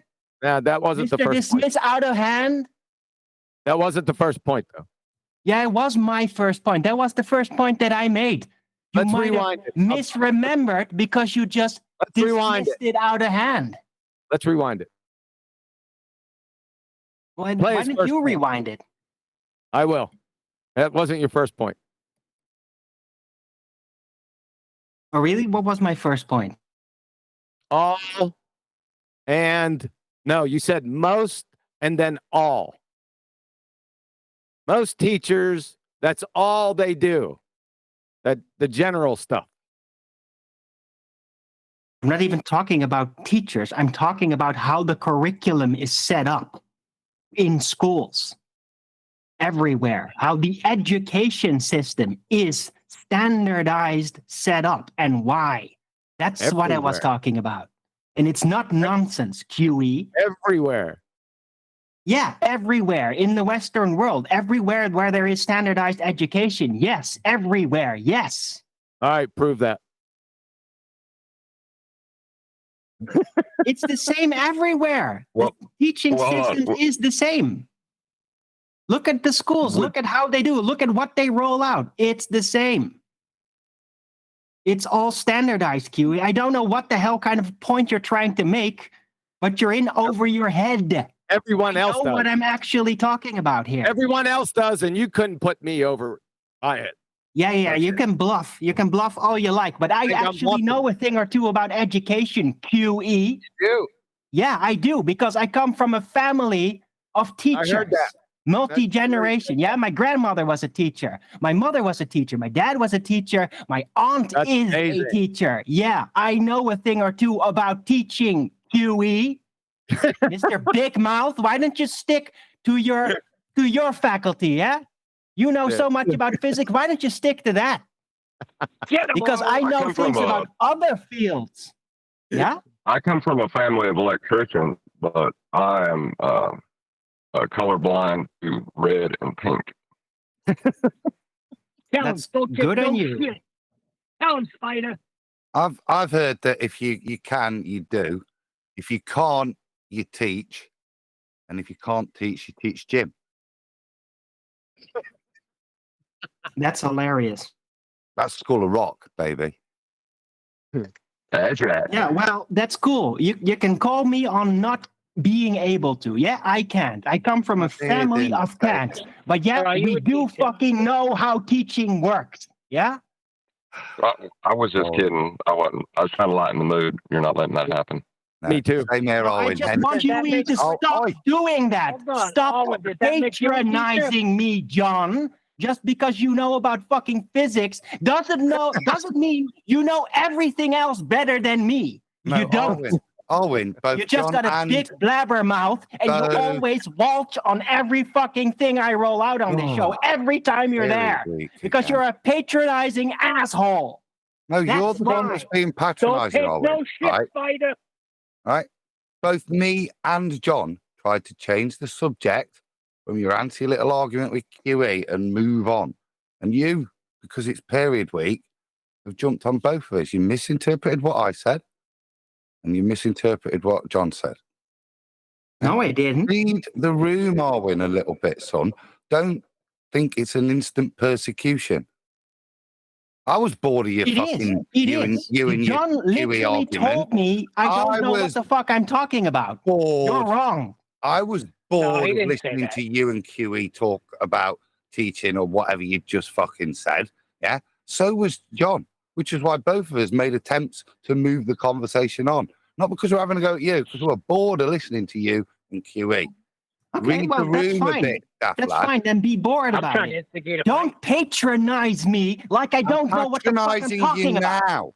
Okay, Don't calm down. When I'm patronising Stepped away for 2 minutes. then. Bloody hell, Then, the if you're entire bored room's with it. descended into chaos That's right, in Spider, the don't space of take 2 no shit, minutes. Spider. Hello? Why is it descended into... I only stepped away for 2 minutes. Yeah. This is all Nathan's fault. Yeah. It is. I did step away. I turned didn't to think anyone shit. would notice. Didn't think it would immediately descend into Yeah, it swearing and turned to chaos. shit because I got patronized for no damn reason, and everybody hello? just thinks that's normal. Okay, let me try and get some control back. Can you all stop patronising Arwin? I've no idea that's true. Thank you. If we must. That sounds It's not fucking reasonable. funny, Adam. It's It is not funny. I'm sick of funny. it. I'm in this show for fucking 8 years, and you guys keep doing this periodically. You I'm keep sick of it. spasticking out. It's not us, mate. Go back Don't and listen. do Well, I've it told them not again. to. Having a Don't do it again, or I'll bore you with 50 minutes of loudly being angry at you for patronizing me. You get it? I was Okay, I'm making going fun to of call myself that on bluff. one. I'm going to call No, that don't bluff. call that Oh. bluff. Just don't. Oh, go on. No. I thought Okay. my joke was funny, I didn't hear but it. nobody laughed. I did. Yeah, I was saying I come from a family of electricians, but I can't tell the difference between red and pink. You'll stop patronising Arwin. Well, I was going to say that I come from a family That's a of. pink herring, John. Yeah, I don't really get the joke. I mean, I couldn't tell if it was. Just stop fucking patronizing me. I'm sick of it. It's not a fucking joke. Just stop it. I actually can't tell the John difference between couldn't red tell and if pink. it was a red herring or not. I can't tell the difference. I mean, literally, as a colourblind man, I can't tell the difference between red and pink. They are basically the same. Pink is basically a non-existent colour most of the time to me. I have to guess because of the type of thing it is that it's pink. Like a Barbie car is probably going to be pink. But most of the time, if you put something pink in front of me, I won't have a clue what it is. I'll give you an example, right? So my brother married a Swiss girl, and he got his wife's friend to come over, who I ended up sleeping with. Anyway, she came round to this flat, and she walked in, and in a very Swiss German accent went, "Oh, you have a pink carpet." And I was like, "What?" She was like, "Pink, why pink?" And I was like, this is getting lost in translation, just because she doesn't understand English very well. I'm like, no, you don't know what you're talking about. What are you on about? She's like, "You've got a pink carpet." She made it very explicitly clear. And then I had to phone up a relative. I'm like, this girl's telling me I've got a pink carpet. She's just messing with me because I told her I was colourblind. And like a family member was like, "No, you do actually have a pink carpet." I was like, "What? Have I?" And I had no clue. I've been living with a pink carpet for about 10 years. Anyway, just thought I'd let you know. What's the matter with pink carpet? I was doing good, fellas, trying to instigate a fight. That's right, Spider. Don't take no shit. That was very helpful, Nick. There, now, thanks. I thought my complete non sequitur description of my colourblindness would take us away and segue us away from the disdain that I managed to have induced in a 2-minute walk away to change a filter in the coffee machine. But there we go. What's the matter with pink carpet? I also had a completely pink bathroom, which I didn't realise either. Every single part of the bathroom was pink, and I didn't know. You know, I thought it was cream. Things, Nathan. Pardon? They can make glasses now that fix that. Yeah, I know. My brother had some at one stage, or contact lenses. He just had them in one eye. And he did describe it to me once and say that he could actually see colours that he'd never seen before. But I don't fancy that. I don't want a lens, or I don't have to wear glasses. It's not that big a deal. I'm not an electrician, so I can't see sunsets. Oh well. But that's one thing with the blood moon, or whatever you want to call the eclipse, right? That, even being colourblind, I could see it. But you could see red. Yeah, I can see red.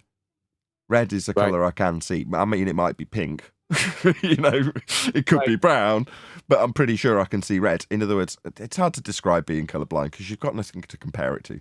But what I do know is upon the eclipse coming over and you see like it's creeping over and getting darker and then it goes red, that what occurs is nothing like what's described in the heliocentric model when you've witnessed it firsthand.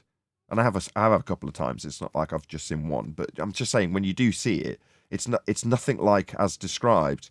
It's nothing like a shadow of something getting in its way. The orientation, the movement of the direction of whatever it's doing doesn't look like a shadow. And then when it reaches what they call totality, it changes colour. It just behaves in a bizarre way during whatever that phenomenon is.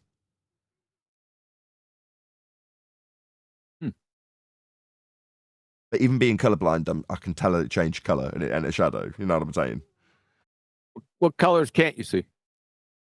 Pink, purple, and then browns and reds can quite often be the same. It's more that colours that are the same as one another I'll just mix up.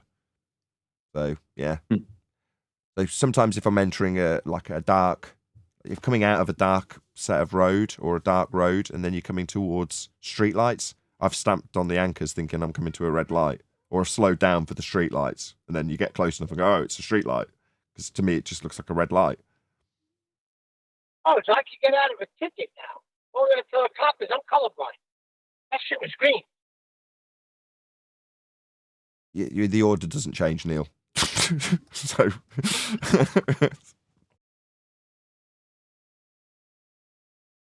Anyway. Yeah, Anthony Riley's also exactly the same. He's red-green colorblind. I don't know how severe he or I or my brother or anybody else with any type of colour deficiency would be. Because, again, like I say, you've got nothing to compare it to.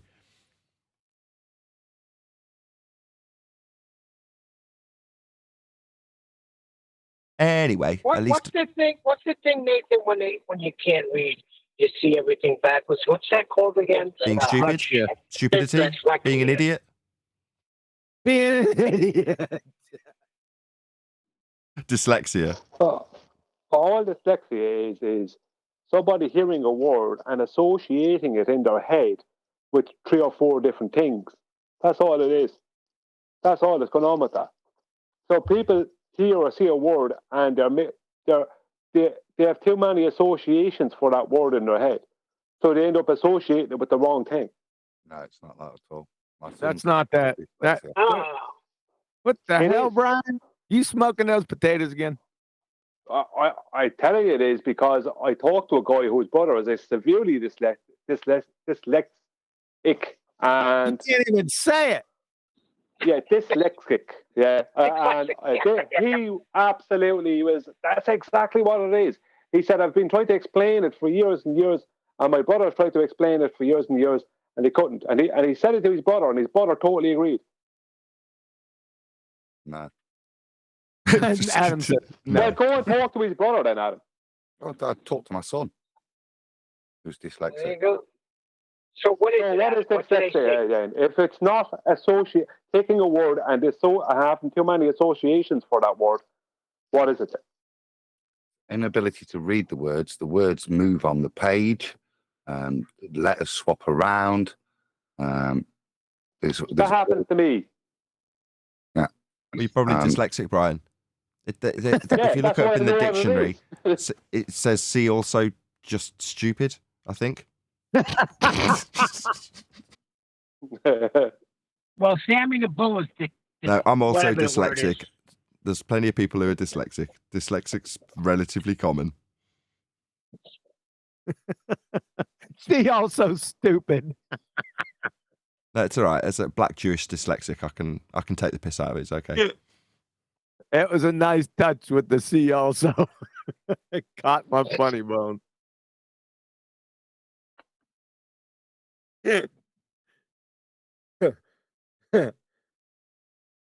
We don't want to offend any dyslexics in the audience. Again, colours makes a difference on that. Leo, when he was younger, found it a lot better if he was reading through a coloured filter.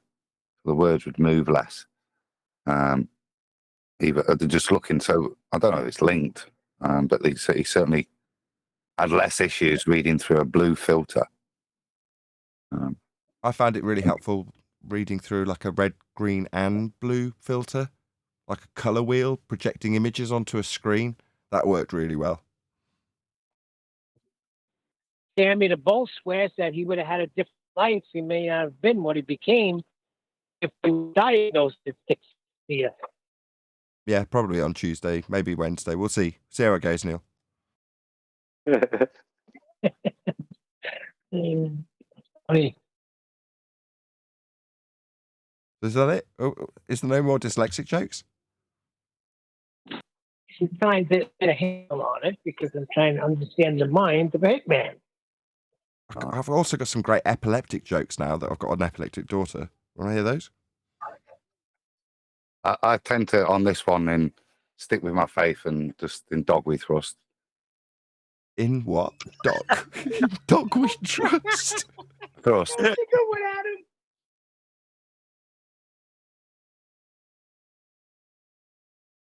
Go ahead. You primed the pump.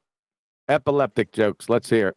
Well, no, there is some certain, disclaimers you've got to make before you make the jokes. Like, there's certain things that you've got to be aware of. Like, if your kid has an epileptic fit in the bath, for instance, that's not a joking matter, is it? There's a certain procedure that you've got to follow if your kid has an epileptic fit in the bath. Immediately throw in the washing. That's terrible, Nathan. That's bad. Oh my goodness! And remember, children, mud spelled backwards is dumb. Throw the wash in. Unbelievable. It's all about the lead. It's all about the feed into the joke. It's not about the punchline. Right. It's about the build-up. The whole point of a good joke is to come in one direction. Then why you wait? I got a follow-up joke. Then why are you complaining about your washing machine being down? Timing is everything, Neil. Timing is everything.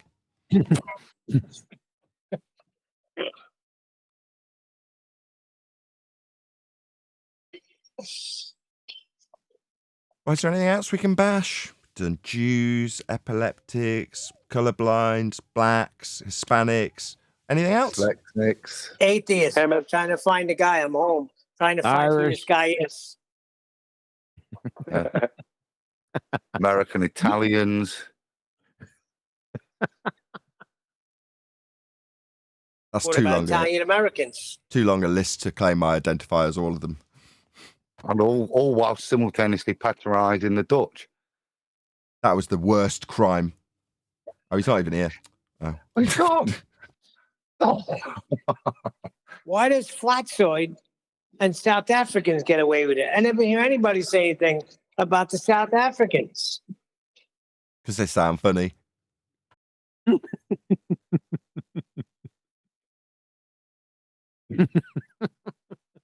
We're like little kids now. We were terrible. We're talking about schooling and taking it all seriously. We're sat here like a load of teenagers sniggering at the back of the class over silly jokes. I'm still stuck on the C also, man. It did me in.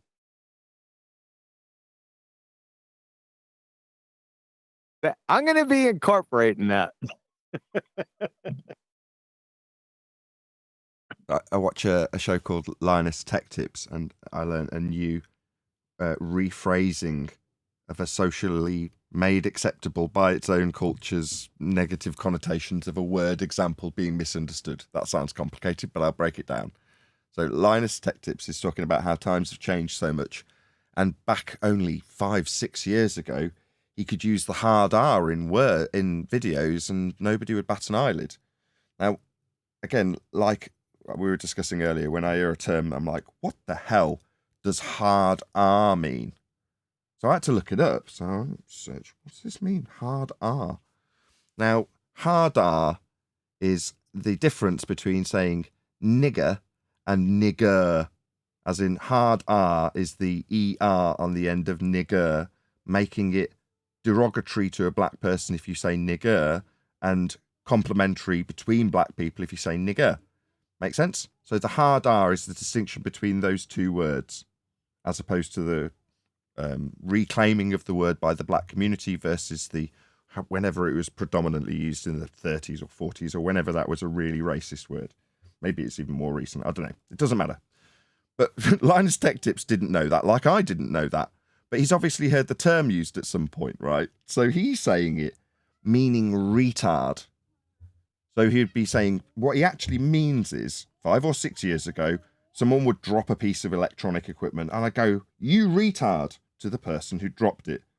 Meaning, how stupid of you to drop that piece of equipment. It was expensive. Yeah?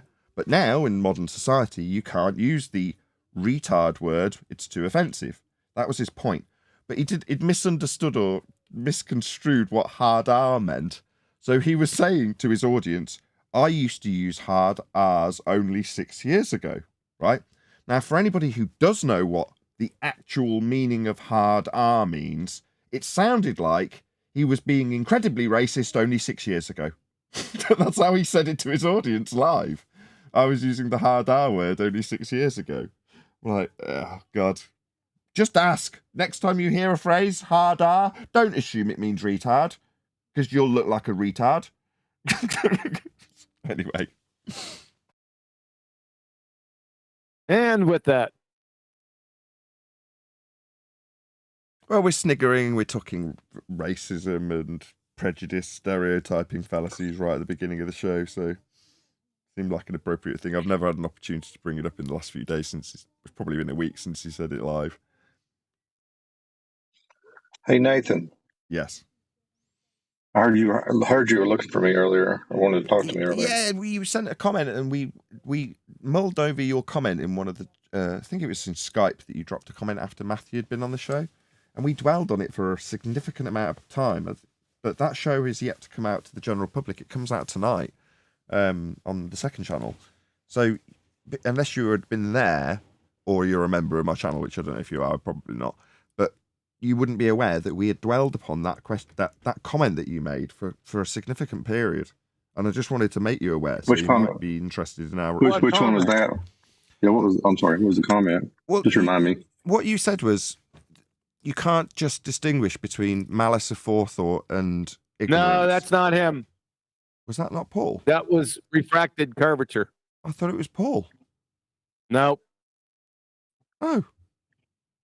No, I think I do remember saying something about that, I think, at some point. I thought that was Paul. Uh-uh. Was that you, John, that made that comment in the Skype? No, I don't think so. About Hamlin's razor. Yeah. Hamlin's razor comment. No, that doesn't sound like me. Hamlin's razor. Oh, my bad. I left a comment on it during the weekend. We're not talking about the comment that was like 2 weeks before that from you. We're talking about... No, that was refracted curvature, Nathan. My bad. I could have swore it was Paul. I don't know why I thought it was Paul. Well, I do. Well, I mean, I do remember. I think I started. I thought I did stir up the comment about the lies you. I brought that in a whole discussion on ball busters with QE. So I know I did that. I don't know if that was connected to that or not, because some people might lie for a good reason. I don't know if that's part of it. Malice. I don't know if that would be malice and forethought, but I know I brought that up. That's what I was thinking you were talking about. Maybe that's why Maybe that's why I thought it was you, because it was a sentiment that you'd expressed previously. Perhaps that's why I've associated it to you. Or I'm just dyslexic. Oh, we all get that sometimes. Yeah, everyone can be dyslexic from time to time. I was actually Virginia got his feelings hurt because we got a little too hard on. Nathan was a little too hard on Matthew. I would totally disagree. Not about John's feelings. I don't know about John's feelings. Refracted John. No. My comment. I'm not going to read it out right. If you want, I will go back and read it out. But I lay it out what I left during the weekend, and you can take it with what you will. My maths would be considered poor, very, very poor in comparison to Adam or QE's or Mitchell's, let's just say, right, or Rob Durham's. My maths would be very poor. I'm able to understand the processes, but my maths in general are poor. I have to go and learn. I have to go and find my own way around them, how to make the processes work and different things. Now, I would know, even with my maths level, that you can't put an ant on the hour hand of a clock and then say that's analogous to somebody standing at the equator of a globe Earth and it rotating for them would be 1,035 miles per hour. I know that is totally not analogous, and it's a faulty equivalency. So if I know that, have no doubt that someone who's a mathematician and is a mathematician in a university, have no doubt that that person knows it. So there's no if, buts, or maybes whether that guy is a liar or not. He absolutely is a liar. And that is the end of that. There was a lot. I was going to say a lot.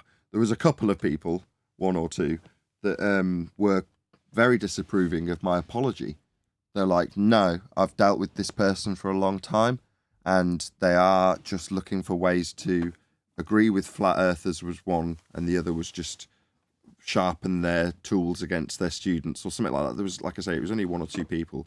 But they basically very much disagreed with the fact that I'd apologised for claiming he was a liar, based on other people appealing to me and me assessing the standard that I'd applied, saying that it wasn't reasonable based on people's objections in the moment.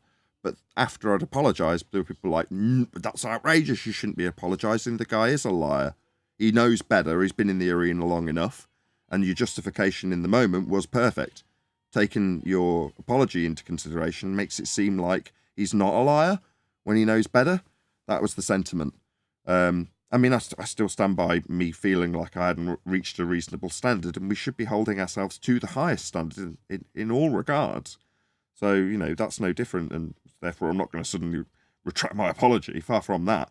But I'm just saying there was people who agreed with you, Brian, and there was the original sentiment that made me apologise were people like yourself saying the opposite, which is, no, you haven't reached the standard to prove he's lying. You're demonstrating over and over again how he's in cognitive dissonance. Well, he's even telling you, I don't think I'm a liar. Well, you know, when he's saying it, he might have been a bit nervous in the tone of his voice or the delivery, but after the fact, I'm not going to hesitate to say I believe him. I don't think he ever stands back and goes, I know I'm lying, but I've got to get around this somehow. In his heart of hearts, he thinks he's telling the truth. When he said, I don't think I'm lying, I think, you know, the statement that I think I'm telling them the truth is equally true for him. Therefore, is it reasonable that I say you are lying? No, he's wrong. No, he's caught in cognitive dissonance. No, the guy thinks he's telling the kids the truth. He isn't. But he doesn't know that. Therefore, you cannot ascribe any malice to him. But, you know, we could go over this and over this and over this. Well, let me throw this one at you. If you said to me, you're a murderer, Brian, and I went, I don't think I'm a murderer. Have I denied being a murderer? No. If I'm not a murderer, I'm going to say I am not a murderer. I know I'm not a murderer even. I'm not going to say, I don't think I'm a murderer. When I heard him say that, I knew, like when I heard him say that on the show last week, when I heard listening into it, I heard him say it. Immediately, okay, yeah, well, obviously you're a liar. I don't think I'm a liar. That's somebody who is a liar. You know, why does he have to think about it? No, he knows he is, but he's not willing to say, I know I'm not a liar, or I am not a liar. He's not willing to say it that way, because he is a liar. So he'll say, I don't think I'm a liar. That's what someone who is a liar would say. Yeah, I agree just from watching too much Behaviour Panel in terms of his phraseology, but that's why I automatically rephrased it on his behalf in his favour. I know he's not saying my paraphrasing of it, which is to say, I am not lying, which would have been a much better response. But when you've just had a debate with someone and they've shown you to be wrong and they're telling you about getting curved elevation angle measurements and such, but ultimately not double speaking it and saying, no, you are going to have straight lines for the angles, mentally, you can't realise that you're not lying. In other words, he's been forced mentally into making those sort of weaselly, disclaimery statements about I don't think I'm lying because he's battling cognitive dissonance. Now, yeah, your average liar would also use the same language, But I honestly don't think that's the case. I think he's trying to find a confirmation bias, like all of them, so that he can show how he's not lying. He's trying to prove to himself that he's not a lying shit. But while he's in that battle, he hasn't yet accepted defeat mentally. Therefore, you still can't ascribe malice to him, in my opinion. He's still, even with your description in tow, he's still battling cognitive dissonance. Look, it's up to you. You can, it's your opinion. It's just opinion. Your own opinion. Yeah, well, exactly. Yeah. And I said that at the time, and I say it now, and I'm saying it to you and to the commenters. And, it's still the same. This is just my opinion.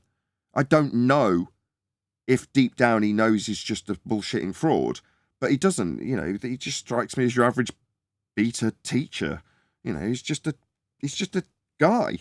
I don't think he's out there rubbing his hands together with malicious forethought about how he's going to indoctrinate the kiddies in the way I sort of made it out to be. I just don't think that's the case. I think he's got the best of intentions, and, while he's in the subject because he knows mentally something's not right, but he wants to square that circle. In other words, find his ways around the stupid flat earth arguments. He may not even see them as stupid, just, how he said it in his video. They're just wrong, and I can show you how, and here's my logical fallacy.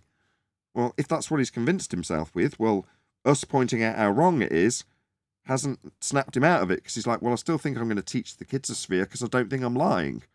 And what's your evidence for why? Me experts. In other words, he can't accept that those people have lied to him yet. So because he can't accept that those people have lied, they're telling the truth. Now, these two things are at odds with each other, but they still don't leave him with malice in his dissemination of this information of the sphere Earth. Therefore, not lying still. We can have this opinionated debate all day, like I keep saying. Well, yeah, but when he came in,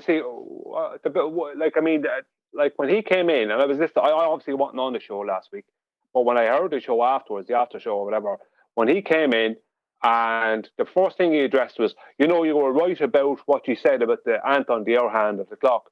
That was an admittance that he was, to me, that was a straight out admittance to him being dishonest. He had to address that because he was called out on the very scam he tried to perpetrate.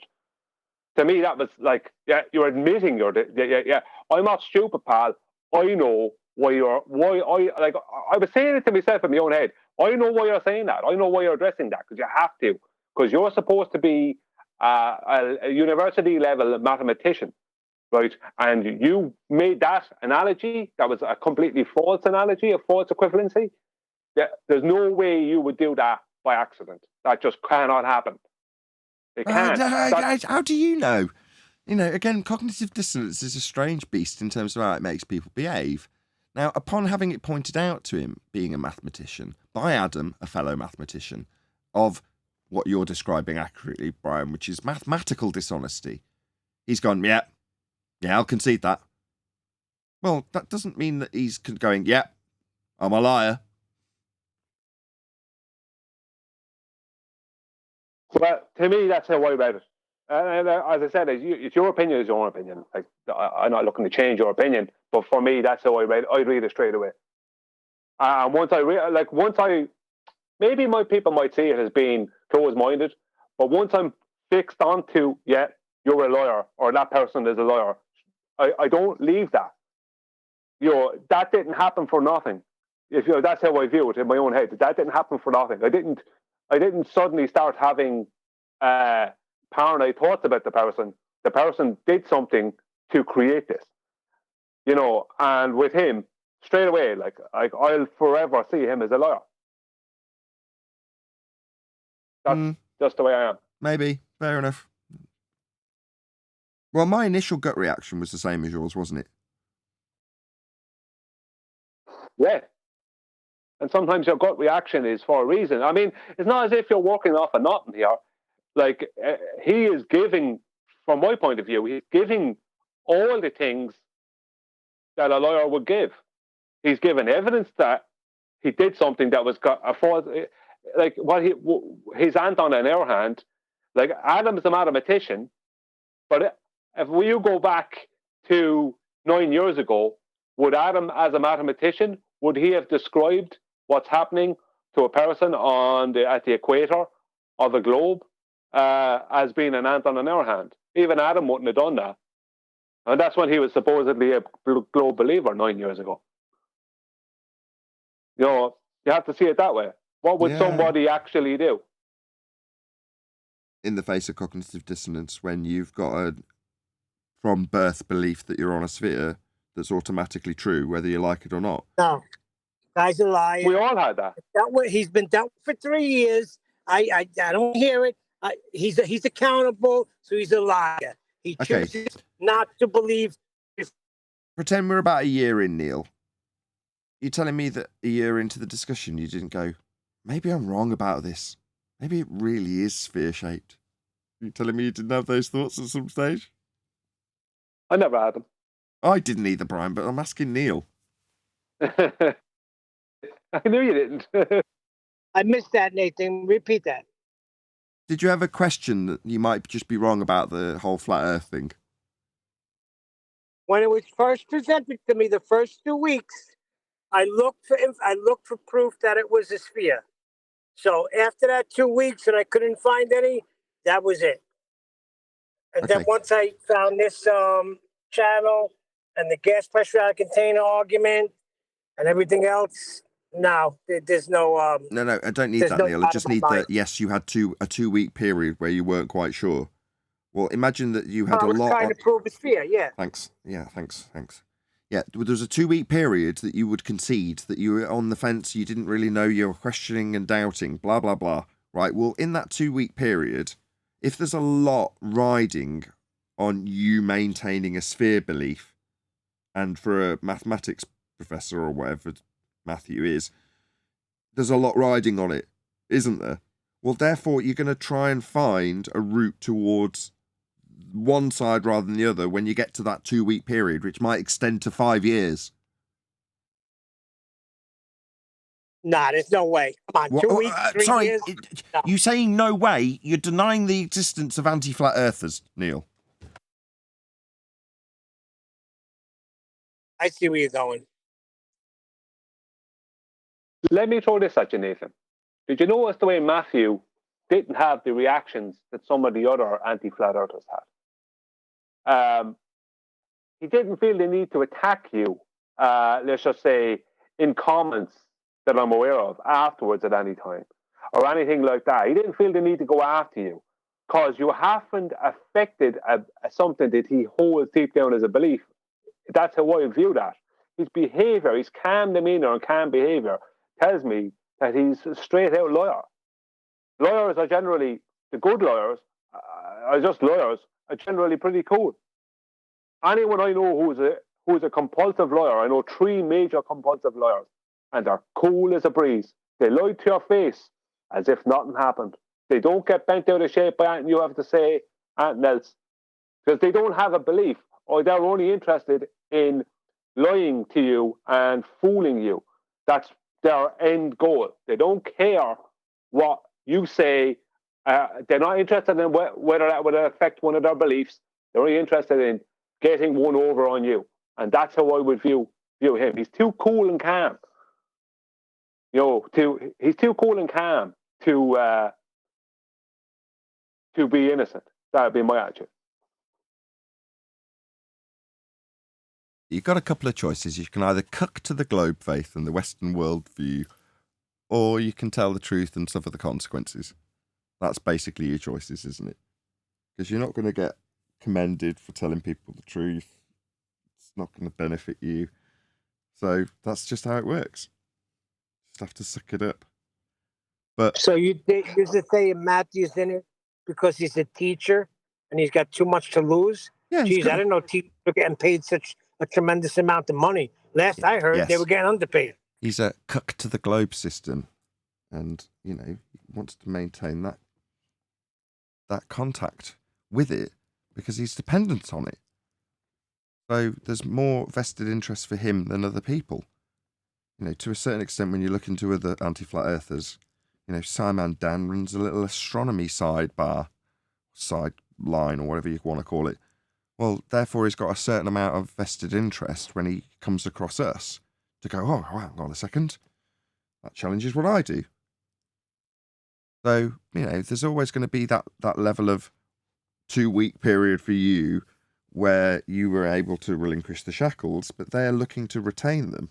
So they're looking on the other side of the fence for the affirmation bias that they need to get around this awkward subject that's suddenly leaving them in cognitive dissonance, pain, mentally. Well, they want to relinquish that pain, but they don't want to relinquish it by relinquishing the burden of what they're tied to. They want to strengthen the bonds. So that's what they spend 5 years doing, but it's very taxing mentally. It's very stressful to do that. By contrast, us telling the truth, I feel mentally, from that perspective about the actual subject matter and how truthful it is, I have zero stress. The stress comes from, if I allow it to affect me, the people caught in their own cognitive dissonance trying to take it out on me and project it onto me because they want me to feel the pain of their cognitive dissonance by burdening me with things to prove that they've got questions about. Well, how would do someone like Matthew Lawrence or Matthew Withers? Matthew Lawrence is the name he has on Discord. How would I view that man would be, from his position, he knows that him being a PhD mathematician at a university and of that level, that the general everyday Joe Soap is going to listen to him. So regardless of what you say, he knows he's always going to have at present, right now, he has the consensus on his side. So he can say whatever he wants because he knows that he's reaching a lot more people than you. He's literally teaching people. So if within his teaching of whatever maths he's teaching to someone, he can use analogies that are connected to, let's say, equations connected to heliocentrism, and because those people trust in him, they'll just accept it. Whether he believes in it or not, whether he thinks it's correct or not, doesn't matter. It gives him a position that you don't have. What's the word I'm looking for? Not position. A persona. He has a public persona, and for you, who he could just call a YouTuber, but he wouldn't even need to do because other people would do that for him, is going against someone who's a PhD level mathematician at a university in the United States or whatever. I mean, he knows that he's going to have more people on his side. So because he has the majority on his side, he doesn't feel any need to admit to anything or to get bent out of shape about anything because he's not under pressure. That's how I'd view him. He's not in the hot seat. He's in the cool seat. That'd be my attitude towards him. I guess it depends on the nature of the person, right? It could be a guy that's like sort of rebellious teacher, like, wow, I come across this truth and I'm going to share this with my kids. And you start breaking down how you can't have gas pressure without containment. And you start breaking down celestial navigation and how you can't have a curved adjacent, right? Can't have an elevation angle without a curved adjacent, right? So what happens then? You got one that's going against everything, and you have one that's just going to hold on to the bullshit lie that it is and continue to teach it. I don't know.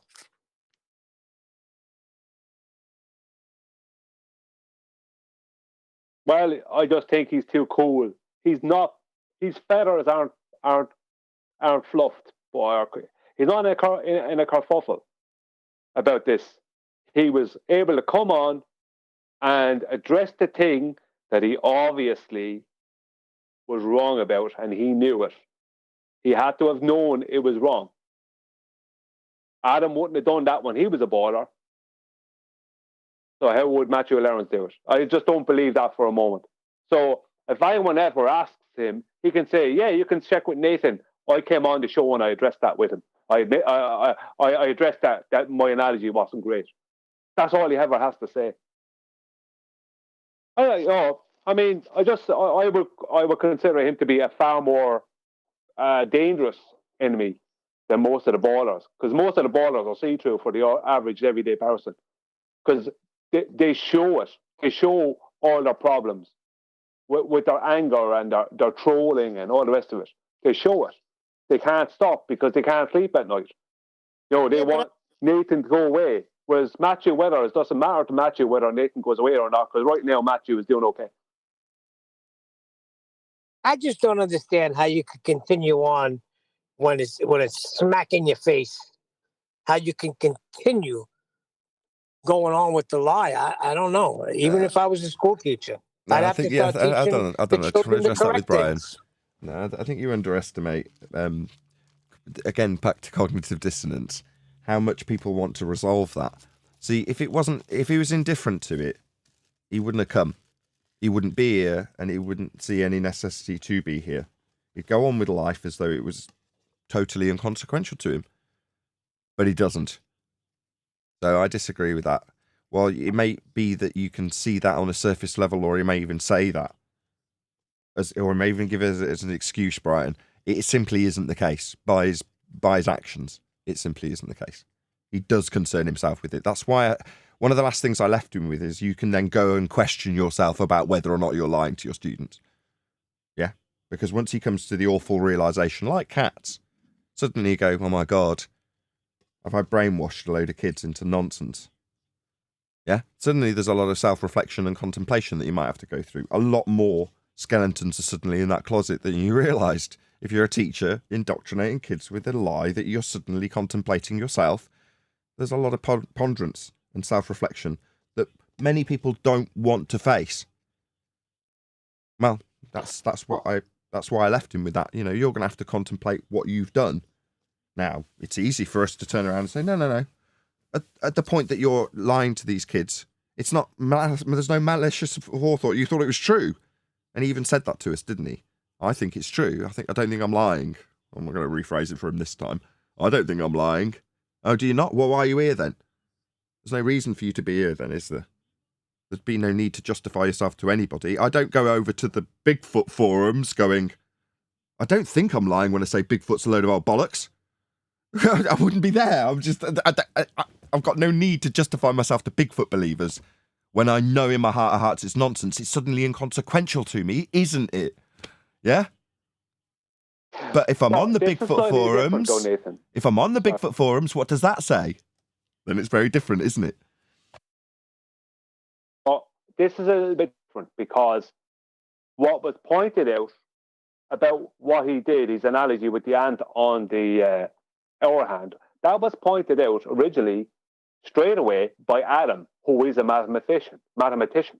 So he has a group of people on a show, right, pulling apart his analogy and his video, right, and the person who jumps straight onto his analogy is another mathematician. So that's problematic for him. So I would view it different, that he felt the need to have to do that to save face, but not because he felt he was wrong. Nah, he's almost a regular. He's been here before we did responses. So no, he's almost a regular. Yeah, but he hasn't been on the show talking. Doesn't matter. He's on 24/7. He's been here for years. He's interacted with plenty of flat earthers. He's heard the arguments. He knows the show. So nah. Well, I know that analogy would be wrong mathematically, and as I said, my maths would be very poor in comparison to Matthew Weathers. So I'd find it. I just couldn't. I personally couldn't believe that he could do that. Could make that analogy with a straight face.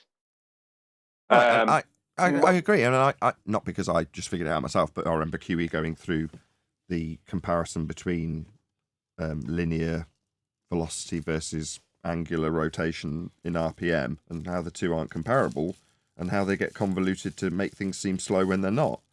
But for the fact that I had that education from people who are experienced in maths and can disseminate these things where I don't need to put my hand up at the end and say I don't understand, that's the only reason I would have recognised it. In other words, because there's people who are good with maths at my side.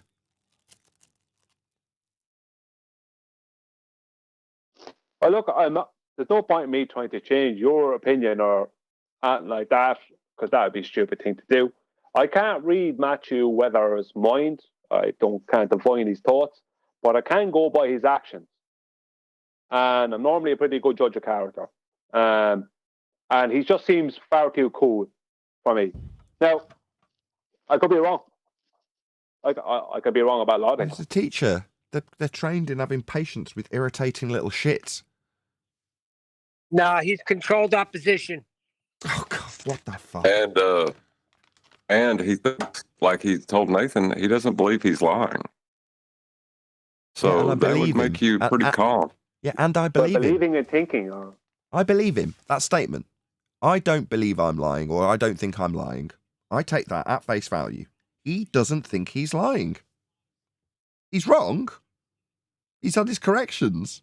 We've shown him how he's wrong. We've shown him how his assertions lead him to have bent tangents and so forth. Well, all those things have been demonstrated to him, but he still turns around with a head shaking and slightly twitching, going, I don't think I'm lying. Yeah, just take it at face value. He doesn't think he's lying. I'm tired of this cop. He knows he is. Enough. We know he's wrong and can show where he's wrong. By his statement of, I don't think I'm a liar, to me that reads as, I know I'm a liar. That's what I hear when I hear that. I don't think I'm a liar. I don't believe I would intentionally lie. I'm not of that character, but there looks like there might be a possibility I might be. But I don't think I am. Whatever. Yeah, but believing and thinking is not knowing. Brian, if he just came on Nathan's show the other day, I would understand that, and I would really agree with what Nathan is saying. But the fact that he's been on 3 years, he's been getting dragged around, there's a reason why.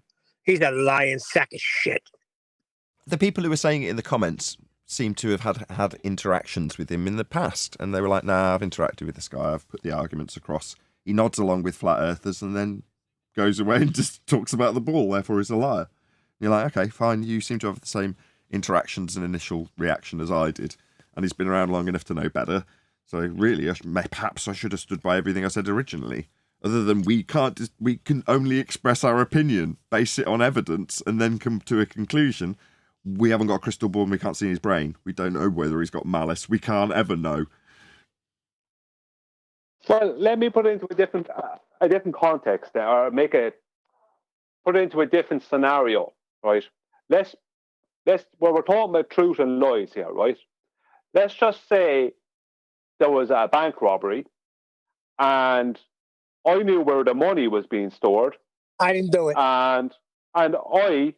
And the money went missing, and people came to me and said, did you take that money? The people who originally robbed the money, let's just say, from the bank or whatever. And I say, I don't think I stole that money. You know, or they say, did you take that money? And I go, no. And they say, are you lying? I don't think I'm lying. Straight away they know I'm lying. My wife says, I don't believe I'm lying. I don't think and I don't believe. That means, yes, I'm lying.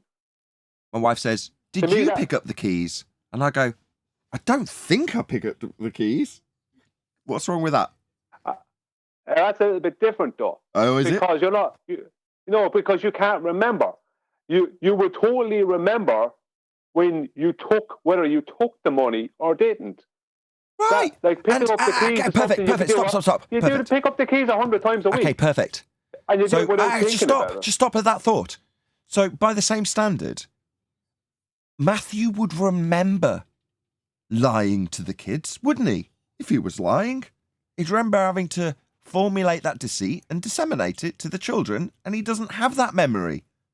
So, I don't think I'm lying, even though we've shown him how wrong he is.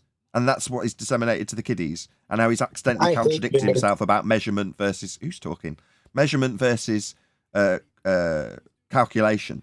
You know, he knows he's caught in a contradiction. He knows he's come and conceded that he's made a mistake mathematically, or being deceitful mathematically, which he immediately conceded. Fair play on him. But he can't remember deceiving the kiddies. All he can remember is being truthful and educating them. So there's a disconnect there. So when he uses the phraseology of someone who's like, I don't think I robbed the bank. I don't remember being with the sawn-off shotgun. Not to my recollection was I only went... Yeah, he's using all that phraseology because of the cognitive dissonance. There's a disconnect there. He can't remember lying. Well, because he wasn't intentionally disseminating mistruth. It's just shown to be wrong after the fact. And now he can't quite reconcile that. So he doesn't think he's lying.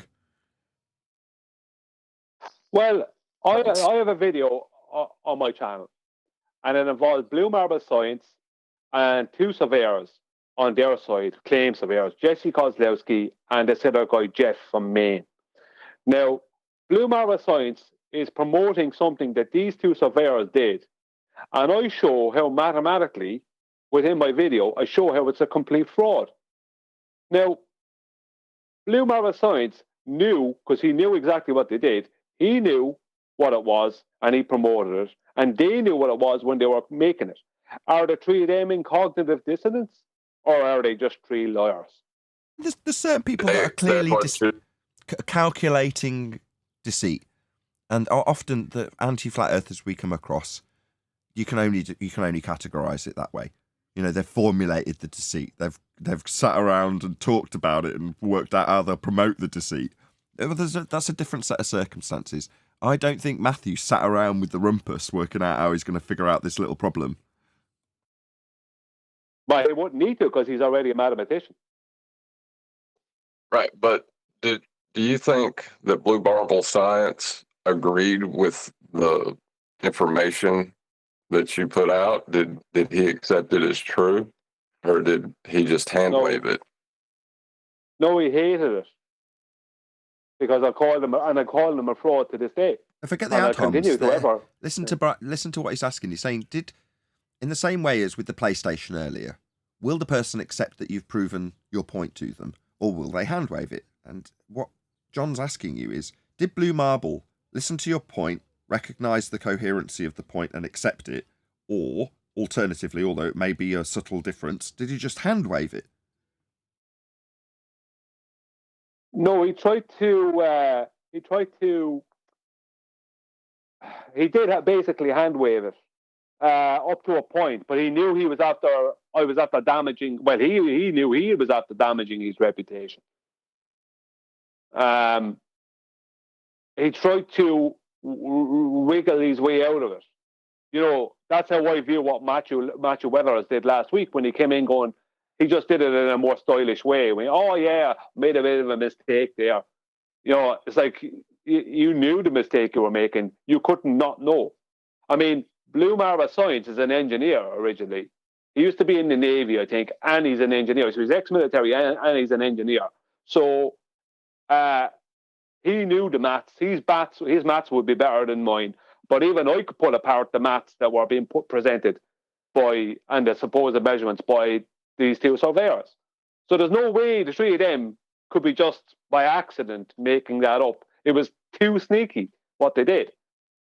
And I would say the same about Matthew Weathers. He wasn't expecting you to air a show where you're reviewing one of his videos and another mathematician says, what is he doing here? This is totally fraudulent from a maths point of view, where he's using maths to fool someone. And that's all I could call it. Even I knew when I was there, I wasn't on the show. I listened to the show. Sorry, one second, I'll be fast. I was listening to the show afterwards, I think it was. I wasn't on the show, and I spotted it just as Adam was saying it. Even I spotted it. Hang on, this is not a good analogy. This is a wrong analogy. So that'd be my attitude. It's like, hey, you couldn't get it wrong. Or two guys were wrong, and someone else was wrong and agreed with them and said it as if it were true when it's wrong. Yeah, or the three lawyers. Your compassion for these people, John. To me, Matthew just came in sounding very like a politician. Sorry, it's my weird sounding South African accent here. I listened to that show last night, and he's just sounded very like a politician. It's like it's bothering him, but he just came through to give content and give a concession, but still he knows he can't fully commit to that concession because his job is dependent on it. I've worked with politicians for years, and some of them do realize what's going on, but they just can't admit to it. They have to play the game. If I can mention, I'm catching the tail end of this because I've been dealing with taxes and stuff. But anyway, it's like what I said last week. I mean, it's theatrical for him when you know the cameras are on, that's why you cannot believe the persona you see in interviews, on these television interviews or whatever, and on the camera when they're acting, to equate that to their real self. Because these people who are actors, just like he is, when they know the cameras are on and they know the microphone's on, to save face, to save their reputation, to maintain their audience, to not lose their livelihood, they are going to play the game and say everything possibly safe enough to not disappoint their audience or their followers. And they will never admit to being wrong or to admit that we are right on this side. So you can call it lying or you can call it, I don't know, but it's all theater. That's what I was saying. I mean, he's knowledgeable. He's with knowledge, he is telling a falsehood. So I'm not going to call him a lie, but he's telling a falsehood. But sorry, just to add one last thing. He did admit, didn't he? I mean, he admitted to everything until the end because he needed to give himself a back door out because he admitted to everything as far as I can remember from last night. Right, but does he recognize what repercussions of all the concessions he gave?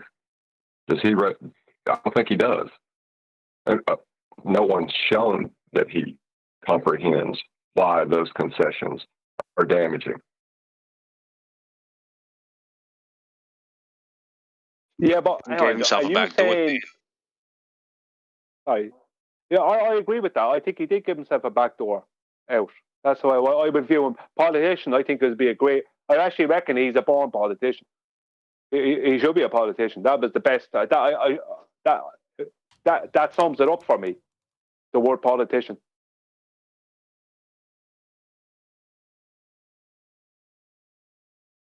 Yeah, but politician, he's a lying bastard. He's definitely wrong, and he conceded to some of the things he was wrong about.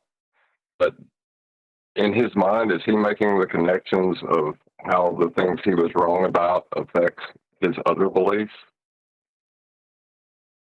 John, you said yourself, once you realized that there was no measurement, that was it, right? You're going to tell me a math teacher doesn't know? For me, Neil, for me. Not for Matthew, not for other people. For me. It should be for anybody, John. Come on, it's measurements. There's no measurement. That means no globe. Over.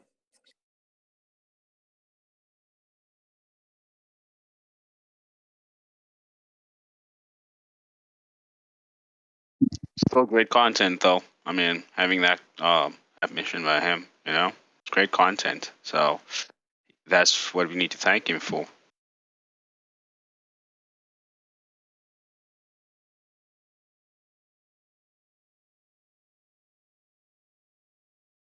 Well, yeah, I agree. What we have? Sorry. Yeah. I was just agreeing. I did thank him for his excellent content, and I think John's right. He didn't realise what he was conceding to. He didn't realise the implications of what he was conceding to as he was conceding to it. Well, exactly.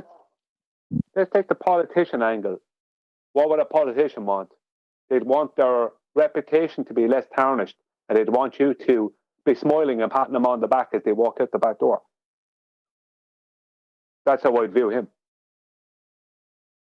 I'd view him that way. As his reputation is better now than it was. That's how I view it before he came in. Once I heard that, when Nathan replayed it, and I heard that laugh, I changed my whole opinion. Sorry. No, that laugh, but you can't listen to a laugh and know what someone's thinking to decide why they laugh. Okay. Okay. You can't do that. You're not in his mind. But John, what would it take for you to get around to deciding that he is a liar? What behavior or whatever would need to happen before you get to that point? from the someone who is indoctrinated by the dominant paradigm, I don't know. I really don't. And is it possible then that maybe I'm not attacking you here, I'm just asking, is it possible then maybe that you can't get around to that position? Well, like I said, I don't know how I'm going to climb in someone's mind and see what they're thinking. Now, if you claim that you can, that would be your burden to bear, not mine. There's certain little things people do that they give themselves up. Okay? And he gave himself up with that laugh when Nathan had him cornered. Well, from my point of view, he gave himself up before he ever came on the show. He gave himself up when he did that. That false analogy that no mathematician would do. They would know better. Even Neil deGrasse Tyson would know better than that. And he puts out a lot of bad analogies. But wait, you're saying Neil deGrasse Tyson wouldn't put you on a beach ball? Yeah, he would. But the point I'm making is, I don't have to get into his mind to get to a conclusion that somebody is a liar. Exactly, Brian. Because liars do exist, John. If you know what I mean. Like, I'm not denying liars exist. Yeah. So for me, I don't have to postulate or be conspiratorial about it. He did something that a mathematician would not do. It's like him being a mathematician is like being an F1 mechanic, and you give him your Ford, and he doesn't fix it. It's like you're telling me he can't fix your 1997 Ford, but he's a mechanic for the F1, some F1 team. No. I will point out he just didn't bother fixing your car. I like that example. Here's a good I like that example. Here's a good example. A long time ago, I had an oil change, right? So paid for it. Now, this is the place I went to that I usually don't go to because the place I wanted to go to couldn't do it sooner. So I found out later, they never changed the oil filter, which is part of the process. Now, when I went back to them, of course, the guy had already been terminated, whoever did it on my car. But that's the type of thing that Matthew kind of did. He's supposed to be a certified mathematician. So there are no errors. There is no, that's routine with the oil change, changing the oil filter. Matthew knows the deal. He can count. He knows geometry. What you're saying to him is not in a different language or he needs an interpreter. There's no excuse. He's he's lying. He's a liar. Period. No, that's incorrect. He gave the same analogy that Neil deGrasse Tyson, another mathematician, would also give. He was just wrong, and we're ascribing malice to it. Yeah, but Neil deGrasse Tyson, you know for certain, is trying to be dishonest. What? Yeah, Neil deGrasse Tyson, you know for certain, he is trying to sell you something. That's what he's trying to do with his analogy. When he slapped that beach ball, he's trying to sell it to you. He's not stupid. He knows what he's doing. I ain't saying he ain't trying to sell you something, but I don't know if he knows that he's wrong when he does it. I'm not saying that. Well, I know for definite that I would never give out that analogy, the mathematical analogy that Matthew Weathers did. And my maths level is very poor in comparison to his. So how would he do it? John, let me ask you this. People like Faulkner and Neil deGrasse Tyson and Michiko, whatever his name is, people like that, can you admit that if they don't know whether they're lying or not, can you admit that they do know that they cannot prove it? So their approach should be more like what we believe. There's a probability. Just imagine versus making assertive claims sketched in stone. How about that? But they believe their religion dictates to them that knowledge is a belief. they're confused, and words have confused them. That's the best I can say. Or prove that they don't know what they're talking about. That's all we can do, is show how they're wrong.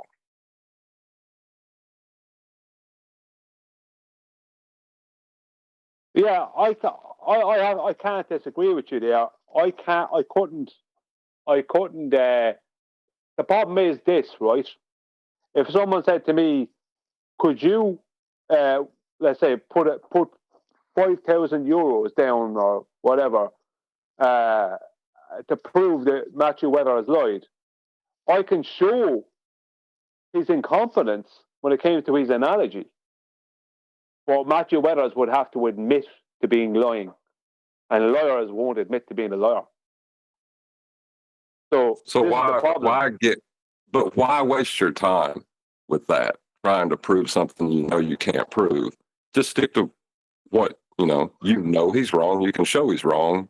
Why is it important to know if they're lying or not? I don't get it. Well, I'd still label him a liar because I have the evidence that he lied. The evidence that's good enough for me. But whether I could prove in a court of law that he was not lying, whether I could prove in a court of law that he should know better, considering someone who with a much lower degree of maths would know better. So he should know better, considering he is at the top level of maths, more or less, or he's right up there. He should know better. So I could prove that he should know better. But for me to prove he's a liar, he'd have to admit it, which he won't do, because lawyers won't admit to being liars. So it is a waste of time. But I still know he's a liar. That's contradictory. You can make that claim of knowledge as you know this, and then turn around and say that you can't prove it.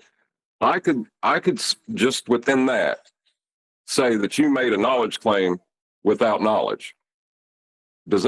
Would it be fair for me to then turn around and call you a liar because of that? No, it would not. Well, I can show that he's too intelligent to make that bad of an analogy. Can I ask John a question? I understand the point he's making, but outside of maybe the individual saying, "I lied here," what would be proof for you to make that accusation to the person? What would constitute sufficient evidence for you to be able to make that, or outside of them just admitting it? Well, you're talking about changing the dominant paradigm. So I don't know how someone's cognition will work in a paradigm shift.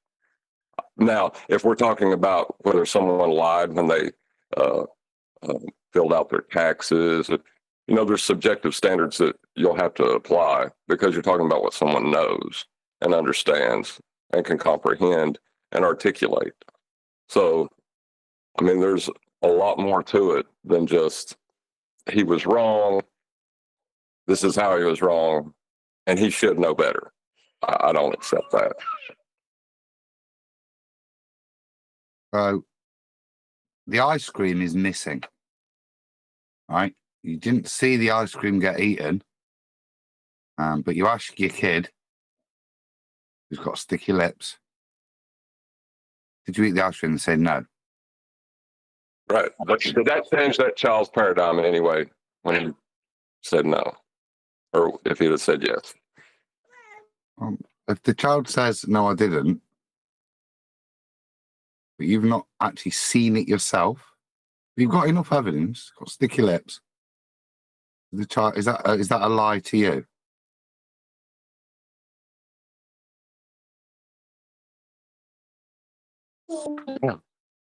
Yeah, John. But that's not analogous to what we're talking about. So I'm just trying to.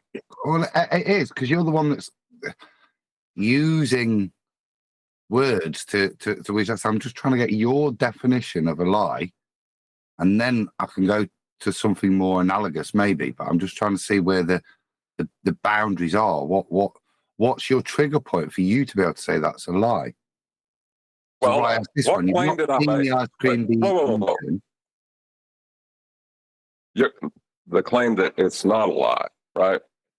That's not a positive claim. Why am I asked to justify my positive claim? I'm asking what constitutes a lie to you, and I'll get to the topic. It's just to get to that. I just need to know what constitutes a lie to you. What actions in reality, other than a self-admission, would constitute you to be able to make the statement that's a lie? I just gave an example. But in particular about a paradigm shift, right? We're talking about a paradigm shift. Not anything per se. What constitutes sufficient evidence? In that case, I didn't give you. There was no witness to the eating of the ice cream, but there was sticky lips. Is that sufficient to use the term lie when asked, "Did you eat the ice cream?" Would you be prepared to use the term "that's a lie" if they said no to the child? Yes.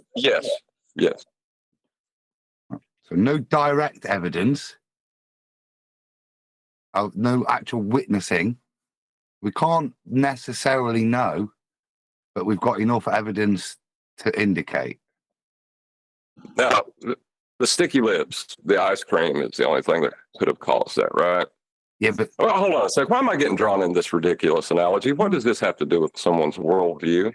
Well, so is there a point now then where we don't actually have to have the direct thing, but there's what would constitute sticky lips in this environment?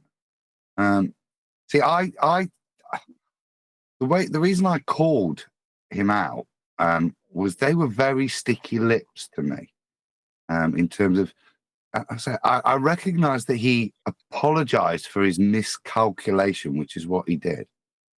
But what lying is an intent to deceive, and that analogy was exactly what a lie is. It was an intent to deceive.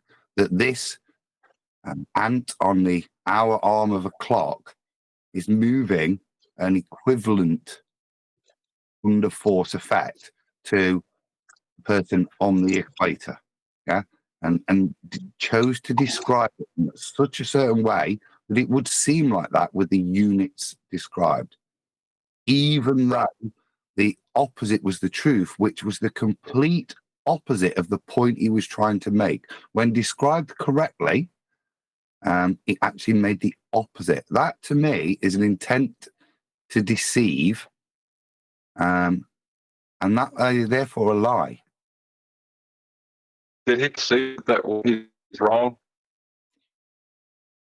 He conceded. No, what was clever was he conceded the calculation he'd done was wrong, but he didn't address the point he was making when he was using that as a point to say how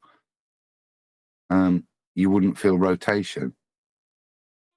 So you don't know if he associated those two things in his mind at that time when he was saying that. Just recognize that the formula was wrong. Not the formula, that he portrayed it in a certain way with certain units. Yeah. To portray something happening in one way, whereas in actual fact, it was quite the contrary that was happening. There is a significant difference in terms of forces felt between the ant on the arm of a clock and somebody on the equator of a supposed rotating ball. And that those speeds are very, very different speeds, even though their angular rate may be the same. That was deceitful. Deceitful. Yeah, because he's not just incorrectly said the math. Is it wrong, or is it wrong to say it? Is it deceitful to say it, or are you saying it's both? I'm saying it's deceitful to try and portray something as no difference, describe it in a set of units, where they're equivalent, but in reality, the force of being felt, the effects are very much different and contradict the whole point of what you were trying to make, which is you should feel a force, not. I have to cut this.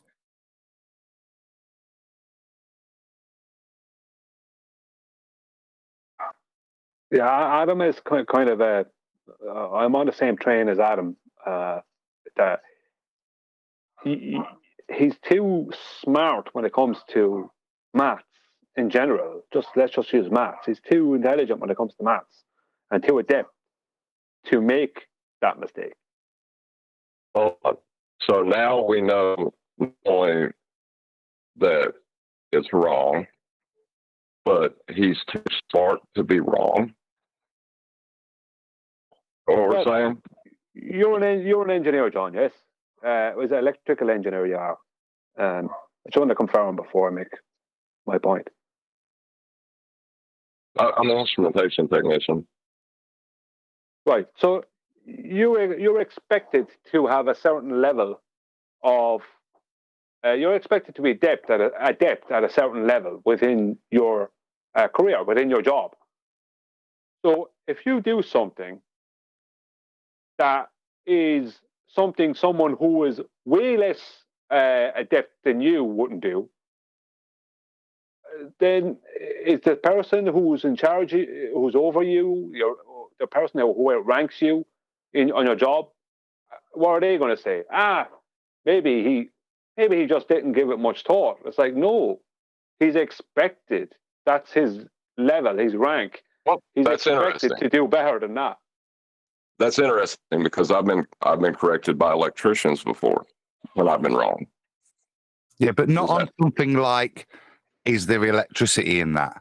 No, there isn't. No, you don't get any electricians going, no, those those live mains, there's no electricity in there, mate.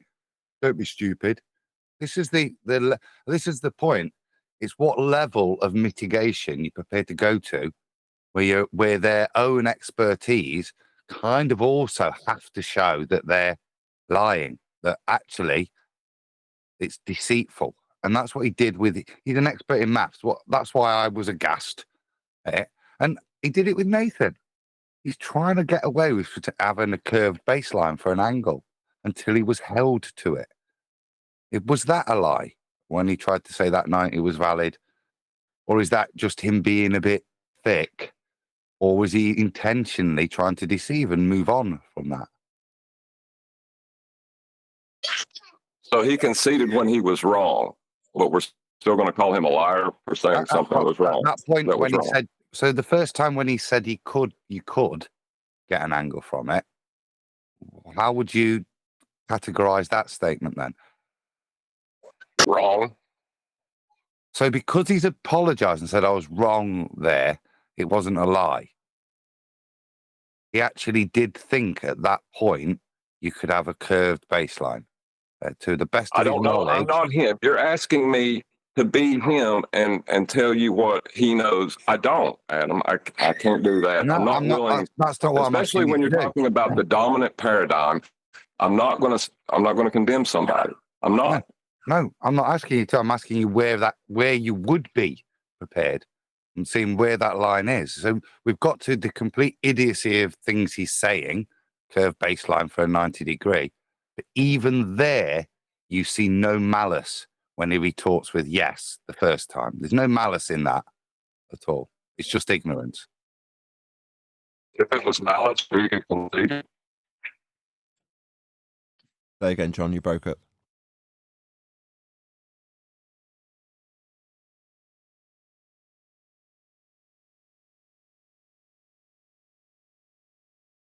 We lost John. Can you hear me? Yeah, we can now. So there's malice in concession. Is that the malice that we're talking about? No. We know the concession's going to come. It's not come yet. We're just talking about that. Yeah, you can have. Let me try and move on. Yeah, you can have 90 degrees with a curved baseline.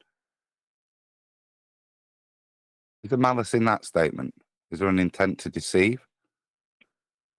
For somebody that believes they live on a globe? No, I don't think so. Why? Well, What? Because you you're saying have to about be able paradigm. to because in their paradigm, you would have to be able to get an angle measurement from a curved surface to feel that low. It's just not possible. It's contrary to math. That's what's in question here. It doesn't seem to be whether his intent. You're breaking up really badly now. I don't know what you've changed. So you're saying it's a mental breakdown he's having, and Nathan's irrelevant. It's just his own cognition he's processing, and his response isn't really to Nathan. So he's not lying to Nathan. We're just hearing his processing of how this. Oh, it can't be. It must be this. Because the words aren't coming out of his mouth going to another human being as if they mean something in every other form of conversation. We just appease it because it's challenging his worldview. I don't think he has the slightest. He doesn't have the slightest idea of what the relevance of the things he admits to and says actually does to his worldview. Kind of irrelevant if he's denying whether you can get 90 degrees from a curved baseline. This is a basic concept for us, never mind a mathematician. But when he says, yes, you can, is that a lie? Because he's saying it back to Nathan. I'm not talking about how he cognizes it in his own head as he deals with the question. He chooses to verbalize it back to Nathan and say, yes, you can. Why is it important for you to define something that is obviously wrong as a lie? What are you gaining from this? I don't get it. I'm not. I wouldn't waste my time. But I do find it interesting where that line is, because you're the one that's saying, no, we can never find that line. But I think there's... No, hold on. You've asked me about a paradigm shifting topic, right? And then just asked me to draw a line somewhere.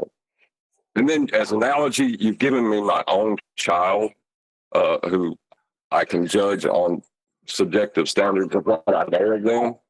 No, I don't get it. I really don't get why I'm being held to, or seem to be being held to some standard of what I say is a lie and what's not. It's not up to me. It's not up to you. It's not up to anybody. We'll be judged for it one day. You defend them like it so. So it's an absolution of judgment that while you're dancing. That makes sense. I don't. Yeah, but there comes a point where anybody with common sense and who is of reasonable sound mind can spot a liar. And when somebody's lying to get out of a situation and not being truthful, I've got no problem with not wanting to necessarily castigate somebody. But I think, particularly in this arena, there comes a point where you can say that's a lie. You're lying through your own knowledge depth, or you're contradicting yourself. And I don't really even call it that much of a judgment, but I do think it's reasonable to be able to recognize it and call it for what it is, and not have to mitigate and say, no, they're just so dumb. And clearly it's a specialist topic from of theirs that they can't be that dumb in. But why not? We're dealing with something complete. I think that was John's point when he's like, when we're dealing with a paradigm shift, we're dealing with something completely unprecedented. So how can we say it's not possible when we witness it daily from anti-flat earthers? Lovely. So we get to that statement with you, with a qualified mathematician, at the point where he says to you in retort, yes, you can get 90 degrees from that curved baseline. Is that a lie? Or is that a mental breakdown that we're witnessing at that point? Yeah, mental breakdown, what I say is cognitive dissonance. He says, world must be spherical, therefore we must get curve from baseline. But when he's saying that, he's not processing it in his mathematical sense that he understands the contradiction, because the contradiction is there, and he can't fathom why the contradiction's there. But that doesn't make him a liar. It just means he can't fathom the contradiction, even though he's actually stating it. Yeah, but what he was trying to say, is when every time you said 90, and Kiwi jumped on this immediately. Every time you said 90, and I was listening to it, I knew exactly what he kept going, yeah, straight above my head. In other words, he was making vertical for him, right, A point. Anywhere he wants to be on a sphere. Yeah, a point. Yeah. Right. I get. So I he get was that. denying the horizontal that is always perpendicular to the vertical, right? Yes. And So okay, you could say, yeah, that's. So take that at face value. Sorry, go on. He's cognitively processing it that 90 degrees gives him the flat baseline, but that does not compute. So he removes the baseline because that's going to be curved later, and says that 90 degrees meets the surface at a point. That's how he's cognitively processing it. It doesn't work. It doesn't function correctly, but that's what he's doing. And that takes intelligence and knowledge of the subject matter to translate it from that form into this form. So from your basic triangle form into that takes knowledge, it takes skill, and it requires a reason for you to bother to process and figure that out. Oh, no, it need like that. It's to put it back on a ball, but it's still, therefore, not to recognize the most basic functions of a triangle. Yeah. So you just described the thought process of somebody who believes they live on a ball, justifying why it's possible to do this on a ball, but he's a liar for doing it.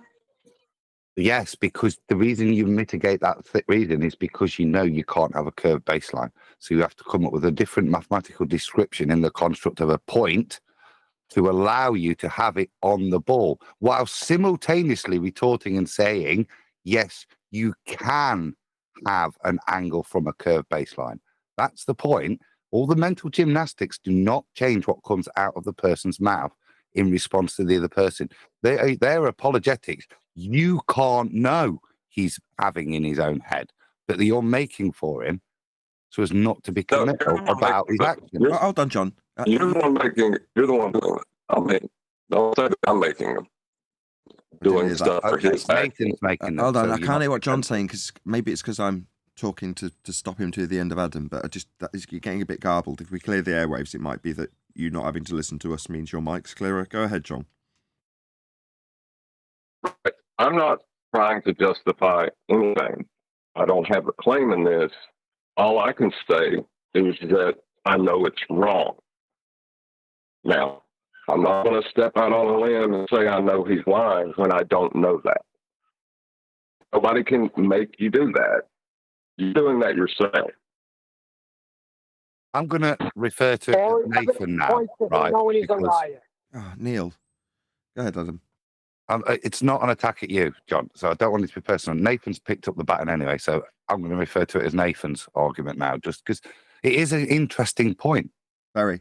You've raised, and it's so take it out of the personal, because there is a line. You can see Brian's objection, Neil's objection. That line is much, much lower down the bar for them. You keep drawing it, and I think it's a really interesting point as to.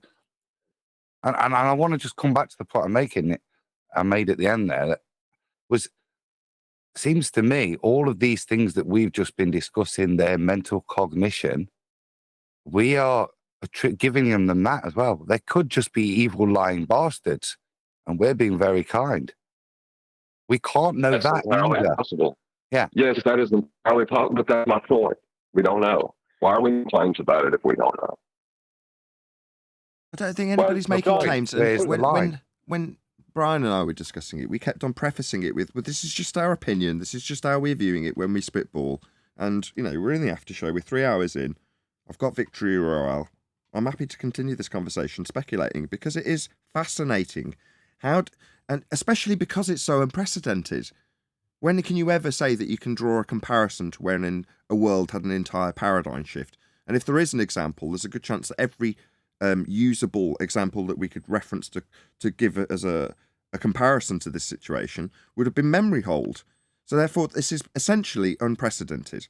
The cognition of anti-flat earthers, for me, is truly fascinating. At what point we've boiled it down to, at what point do we say they're liars? Well, okay, we could very easily repackage this discussion so that it's not necessarily just, are they liars, scumbags, or are they just mentally challenged? Well, repackaging it into a different discussion is just, how do these people mentally process the point of describing a triangle, qualifying what a triangle is, even having one of their compadres try and get a little gotcha on me by asking me how many angles in a triangle. And then when we get to the nitty-gritty of how Earth's measured with triangles, he thinks that one of the lines is bent. How does that work cognitively? Because it's absolutely fascinating. Well, let's take a It has point to hurt. about the triangle. Go on, John. I'll go after you. Go on. I was just gonna say that can't be easy. I don't even know if they're aware that they're doing it, but it still can't be easy to do. I can guarantee you that there is a part of them that is screaming when they do it. Yeah, share your pain. They That's may why not we be say aware it. of. Share your pain, right? That's why we say it. I know it. It's written all over their voices, let's just say, when they come here. So you can hear it. What we're dealing with is terrified little kids. And it's pathetic. And they revert to their high school bullying ways. Or, more likely, how they were bullied as kids in high school. That's how I read it most of the time. Bloody beaters that have been beaten up at school rebelling against us because they're in cognitive pain. That's how I view it. Well, it's fascinating, but ultimately, we can't, as John keeps trying to make out when we labour this on him or put this onto him, he's got no burden to prove here and he hasn't got a horse in this race. It's a fascinating discussion, but we can't divine their intents.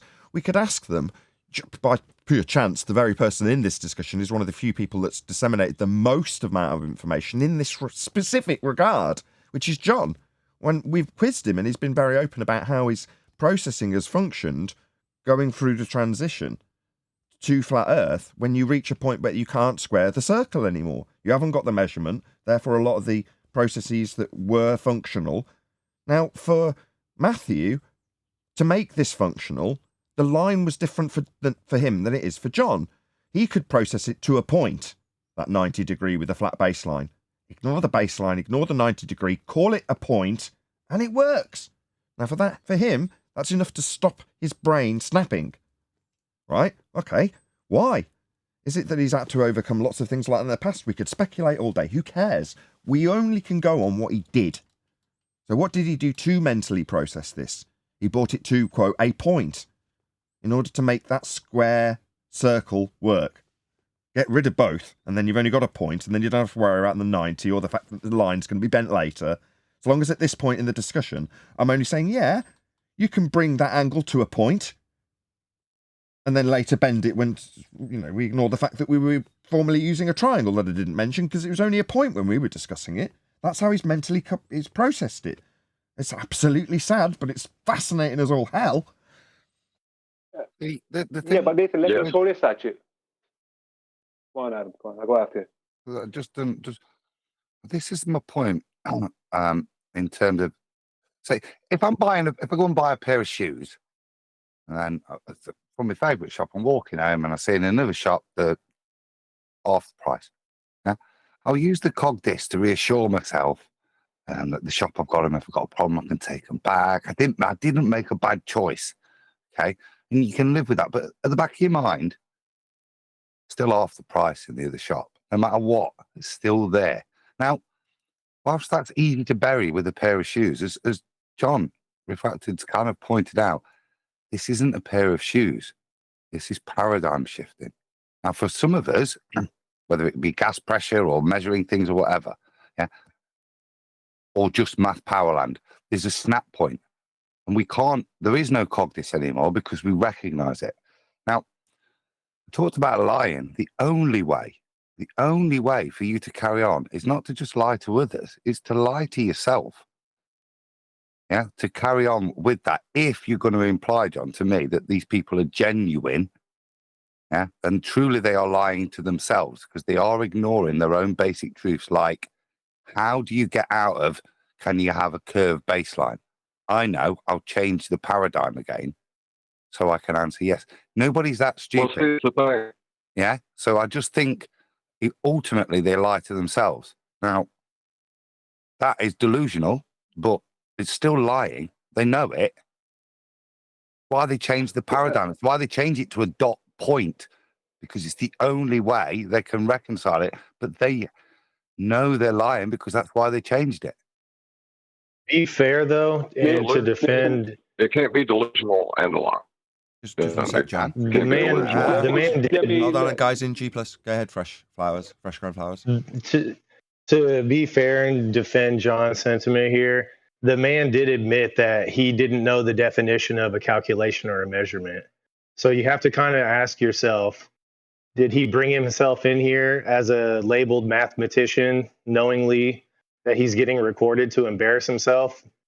Or did he just get pressured by people that have a little bit more knowledge than him, and he kind of folded and spoke a little bit of the truth? You know, it sounds like the malice is kind of the only way you could apply the malice or the intent of a lie is in the classroom. If you want to draw a line, it's when he decides that he understands it enough, but he still goes into the classroom and decides to tell the kids whatever he tells them. But as far as him being in here, multiple times the man conceded that he was wrong on multiple things, as well as his admission of not even understanding the definition of calculation and measurement with the title of a mathematician. So, I mean, it's not too hard to decipher what's really going on. Who is that can I ask you the question I put to John then? You when he said to Nathan the first few times, yes, you can get an angle from that curved baseline, was he lying then, even though he conceded later?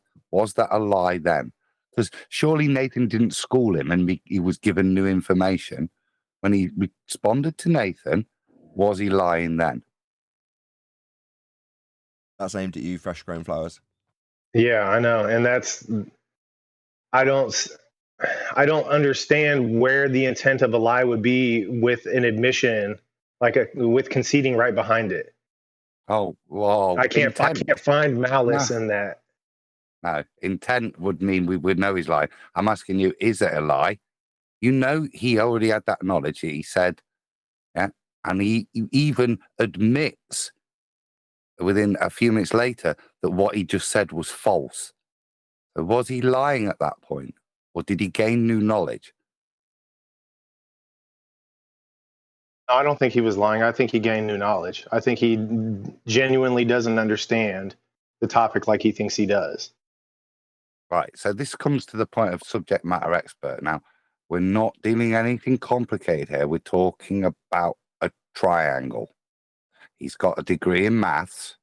Is it reasonable that at any point somebody with a degree in maths would suppose to somebody else who's only got an arts degree, to try and win an argument that you can get an angle from a curved baseline? When pushed, after 3 times, he retracted that statement and admitted he was wrong.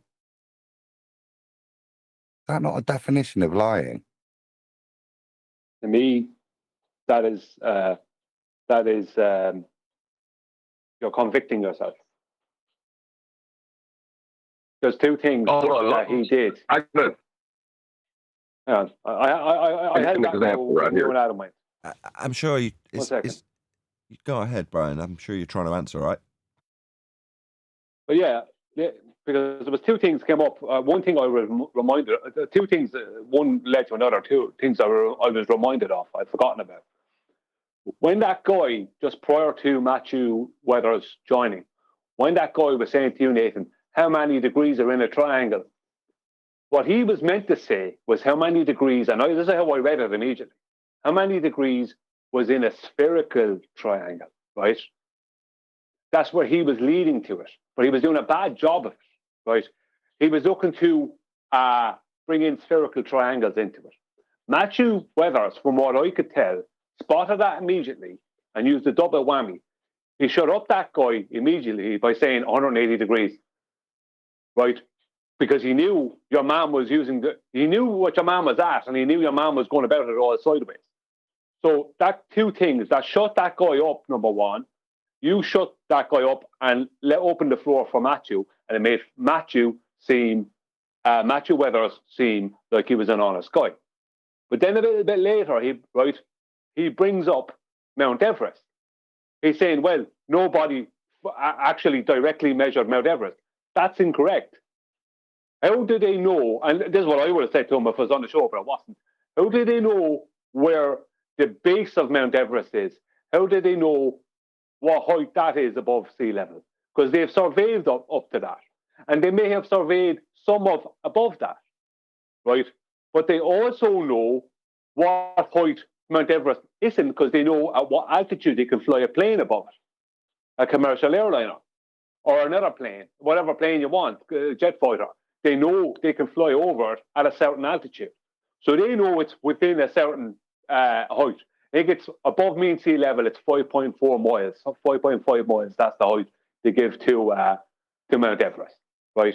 Now, that was another bad analogy that someone who was a mathematician who was trying to support some kind of Earth curve measurement, or we don't really know, we have to pre-assume this kind of stuff, just like you have to pre-assume with Mount Everest. They're like, no, they're two different things, Matthew. And he was, to me, that was him trying another bad analogy that he knows is a bad analogy. And when he was pulled on it by QE about, you have to actually, we might calculate some of it, but you have to, there is a direct measurement, as in you're seeing it, you're looking at it. Do you know what I mean? You can even take an angular size of it, something. Do you know what I mean? Whereas there's nothing for the Earth curve. And he was like, yeah, well, I suppose, to me, his whole behavior was all based on making him look better and come across as honest, when really he had no intention of being. That's how I viewed it.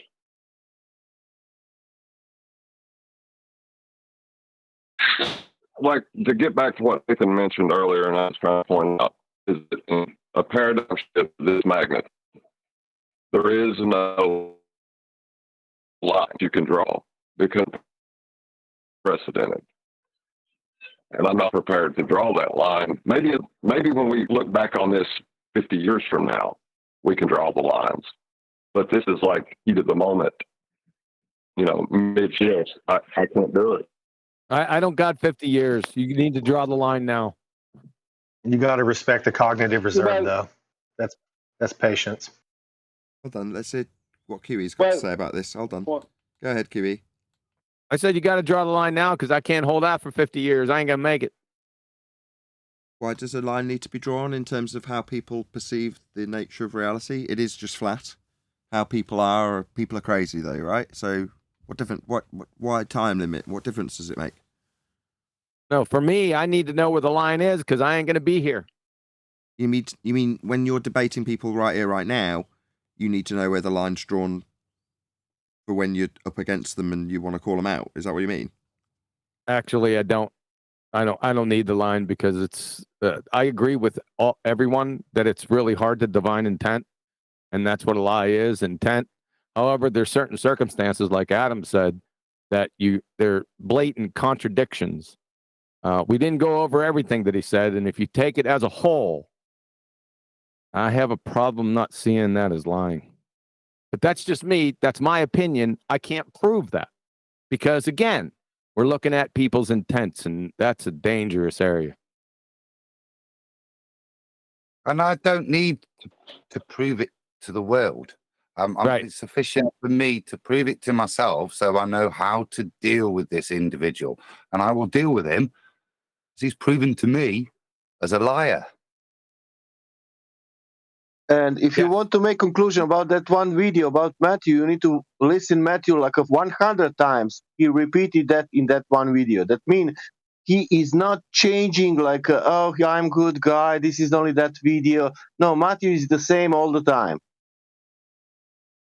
Yeah, that's true. He also said the angles are two straight lines. I heard him say that, and then it can be curved. So that's a contradiction. Whether that's lying and he's caught in it, it doesn't matter. It's still a contradiction, right? If I can say shortly, he said, I didn't say. He said, whatever you present, that means he will say, okay, I can see this, but I will still believe in the sphere. That's his sentence. You can show whatever you want. Yeah, Nathan labeled that as cog-dis.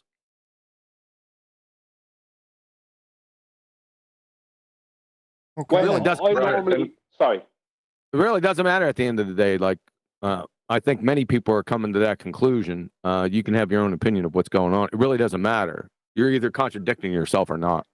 Period. Got a phone call. Yeah, exactly. Well, my attitude that's right. And I was trying to get Okay, well, while everyone's figuring out who's going to talk, I'll get a word in, which is to say, yeah, it doesn't matter. The psychology of the circumstances that we find ourselves in and our opponents find themselves in is fascinating, but it's still just a folly, because when it comes to the right and wrong of the way the world is, which is what we're truly debating here, we can only show where we're right and where they're wrong. And then afterwards, we can only leave it up to the audience, and we kind of are behaving as such when we discuss it. You know, it's up to the audience to decide as an opinion if they think the person who's disseminating the incorrect information and still contradicting themselves left, right and centre and still saying that they're going to teach the contradictory point that they've lost on, it's up to you to decide if they're liars or not. But it really matters not. The world is what it is. We're showing how it's flat. That's it. That's the end of our part here, as far as I can tell. You know, there's no damages to be claimed to be put it through a courtroom. And in terms of how people are disseminating it to the kiddies after, you can only hold your own disdain, because we're not in charge of the system that's perpetuating that lie. And the teachers in this example are a part of that system. And, you know, at the point that they have to contemplate whether or not they're going to morally continue to teach things that they know are incorrect or not, that is for them to ponder. I think John said earlier, refracted curvature, John, they'll be judged. You know, they know if they're lying or not. And if you haven't faced those monsters in your skeletons in your closet, or monsters in your closet as they are for them, very much living as they're in the sphere paradigm, then that's their problem, right? They have to deal with that. That's why I sent him on his way, saying you can deal with your own, you know, problems in terms of whether or not you're indoctrinating the kiddies. You know, that's for you to contemplate and you to have the sleepless nights over, like Katz does. He's the one tossing and turning whether or not, oh no, the news might be lying to me and the governments might not be on my side and Big Brother might not be here to help me. Oh no! I'd have to contemplate all of that if I actually accepted the contradictions I've had pointed out. So I won't. And I'll toss and turn some more tomorrow night. Well, that's their problem. That's very much a you problem, ballers. Not me problem. Sorry. Well, if one Adam. It's funny how things turn. We often use that analogy that they came in here and it's like, where's your edge? Where's your container? All things that are their weakest point. I have to remember back in the days, what are you doing here when ballers are coming? I'm here to understand your psychology. And spent this afternoon trying to understand theirs. It's funny how things come in full circle. And in a genuine way as well, because literally we're talking about how if you've got a level of intellect and these contradictions that the ball model throws up are put in front of you, how you deal with them. Yeah, the irony. I remember that, Patrick. I'm here to understand the psychology of flat earthers. Let's look at yours now, guys. You're the ones that are the living class. How you deny your own science and reality. It's like a horror movie. Well, you know, when the movie starts out. Have any of you seen The Others? A movie called The Others. Nicole Kidman stars in it. I vaguely remember. Love that movie. Okay, well, spoilers ahead, unfortunately. If you're listening to this and you haven't seen The Others and you want to go and watch it and you don't want the spoilers, then you're going to have to turn off now for 2 or 3 minutes. Okay, the movie starts out with the protagonists in the story being the main characters that you want to root for. But as the movie unfolds, it transpires that they're actually ghosts haunting a house. So while it's all framed in a way that makes you feel like they're being tormented by ghosts, it turns out to be the other way around. They're the ghosts tormenting the new owners of the house. They just didn't realise it, that they're dead, right? We're not dead. We're not dead. We're not dead. Right. Anyway, well, that's the horror that is being an anti-flat earther. You come in going, well, look at these crazy nutters that don't understand implicitly that we are automatically standing on a sphere as I've been programmed to believe. What crazy people? Let's have a look. And the deeper they go, and the further down the rabbit hole they go, the more they realise that we're looking back and analysing them for their crazy notions of living on a ball because of how untenable it is. And the madness is literally a mirror that they have been holding up the entire time to the nonsense that they've been believing. They think they're looking at us. They're holding up a mirror. And that mirror they've used to their as a weapon, because all they do is they see themselves, as I'm describing, in that mirror, and then all of their fears, concerns, questions that they might have about a new paradigm, although it's only a subconscious or whatever the word is, not necessarily recognized. I can't remember the word. Kiwi will pull me up if I say conscious. Whatever that word that I'm fishing for is, in the front part of your mind when you say it, they project out all of their fears and questions straight onto us. Frontal cortex? I just mean in the front part of their mind when they're saying it. They don't, like when... Cognitive? It doesn't matter. It's not the most important bit of this this little rant. Sorry. That's okay. The point is they're not necessarily recognizing, first and foremost, that they're projecting out their fears onto us when they ask us to explain the edge. They don't know at that stage that they'll get a point where they'll have a flat earther saying, so your earth curve is an edge for boats to fall over. How stupid. How do you reconcile this when you're telling us we can't measure it? Then they don't realise that them asking us, because they've scoffed it at the Feast of Nonsense, about our edge for the boats to fall over, will eventually be them scratching their head about the edge they can't measure. You can't believe it. It's the perfect twist in a horror movie. Sometimes I bleed.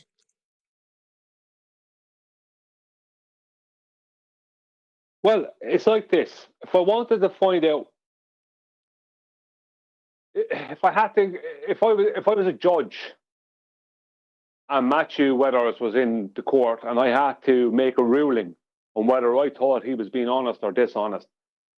There's no way that I could, if I had to make a ruling that day, I could not go with honest. I just couldn't, based on the fact of his ability mathematically and what he produced. I just couldn't go. I would know there's no way somebody could do that. So as a ruling in a court, if I was a judge, I'd have to go, no, he's definitely dishonest. There's no way around it, because he knows better. I think someone like Conspiracy Cats, I don't think he's a liar. I genuinely think he's not dishonest.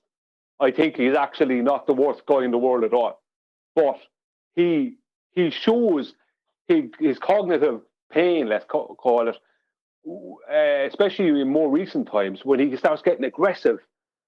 And it's like you can see it's eating him up. That's someone with cognitive pain. I don't think Matthew Weathers has any of that. I think he's cool as a cucumber.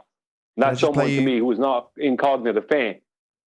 Can I just play you something? So, the other day, I had to rush off to take my daughter to Rainbows, and when I got back, I was scheduled to have a conversation with 10th, and I did, and accidentally streamed it to the members. I pressed the wrong button while I was shutting things down.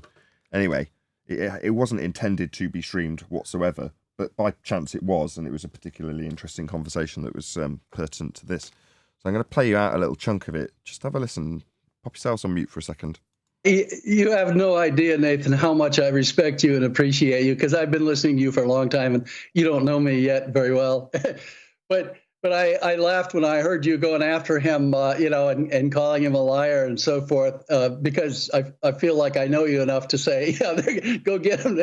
But at the same time, I think, let me give you an analogy from law practice.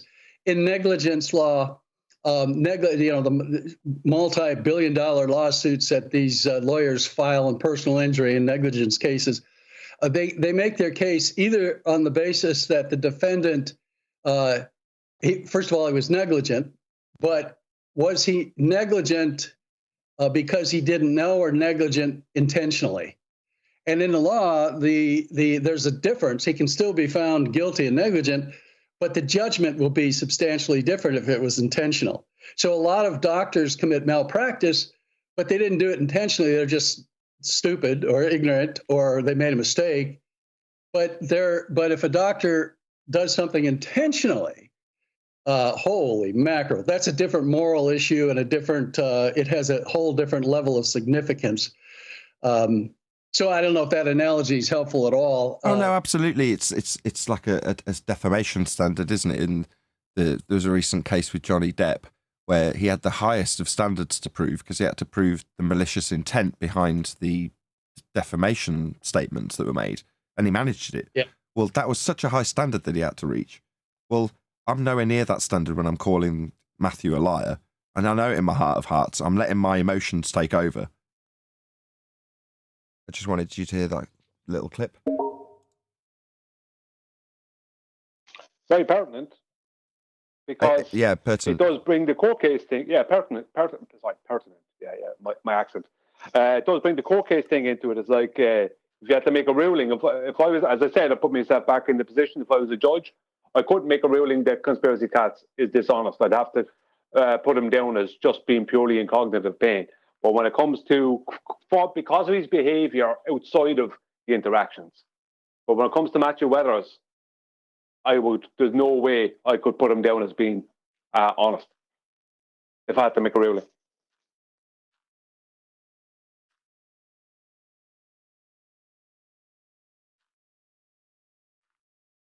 Guards! That's it. Nobody's changed their opinions at all. Yeah. I'd like. She's wicked, wicked, wicked. Thanks, Neil. One of my What's the favorite movies, the others. thanks? What's the what? Like Nathan, you brought it up. But is that who brought it up? What's the significance? What does it matter either way?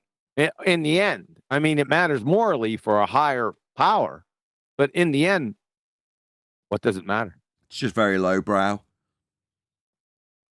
Sure. Well, no. See, I started out as not giving a shit, really, about whether he's a liar or not. But there is the point in this arena. And I suppose it comes back to people criticizing you, Nathan, for the way you dealt with things. The trouble is, if this, we've had genuine people in, if this guy was genuine, he'd made that video, and it'd have been a wholly different experience. Can you get a angle from a curve? No, of course not. I'm a mathematician, wholly different experience of the person you're dealing with. Are you one that didn't leave you feeling you were dealing with a liar? Then maybe you'd want to carry on and not call him a liar, even if there's certain things you disagree with, then try and progress it. But it's like that really ugly bird on the date that also has no personality. Do you want a second date? Not really. So you may as well call it for what it is. I think. Sorry, what was the list again? You are. That's to me what you've done there. You called it for what it is. I don't want a second date, so I'll lay out on the line what was what. And whilst a little extreme and not to my way I'd have called it, you do have a particular disdain for teachers that lie to people. Long-standing. I think getting that in your style, getting that point across is still important.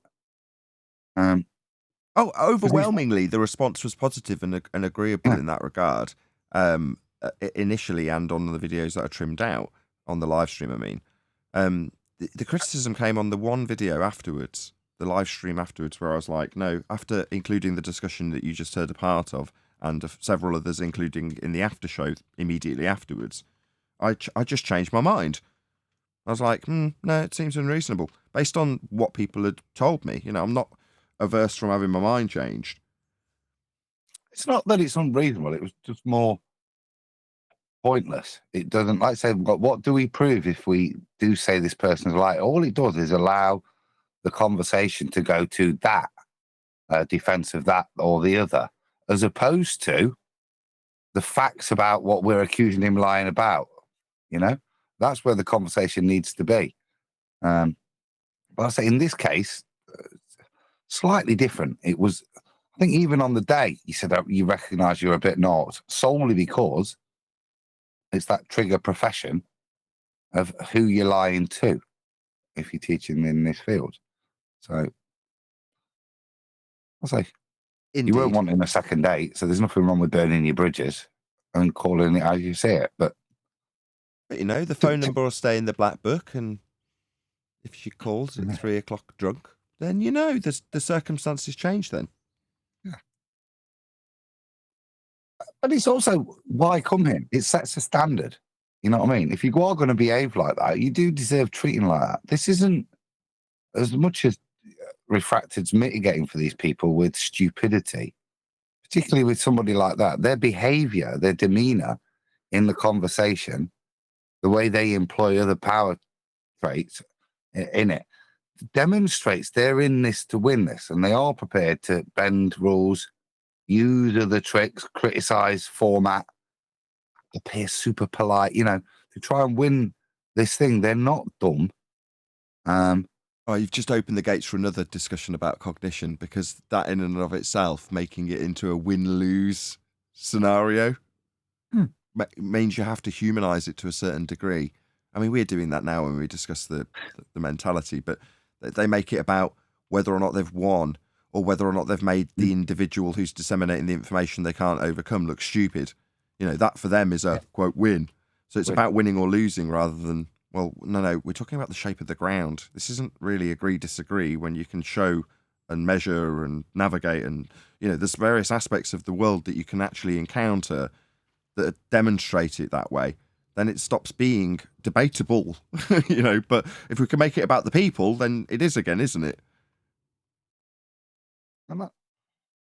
That's what they It's been a long time since there's been a debate, right? One more time, Neil. I said it's actually been a very long time since there's been a debate, since the debate has been over.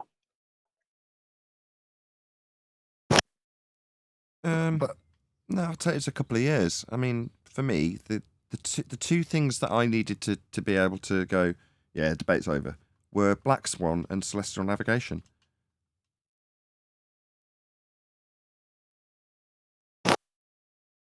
I put in Master D there, Nathan. I put in something I posted yesterday, but I don't know who saw it. I think maybe Arwen saw it.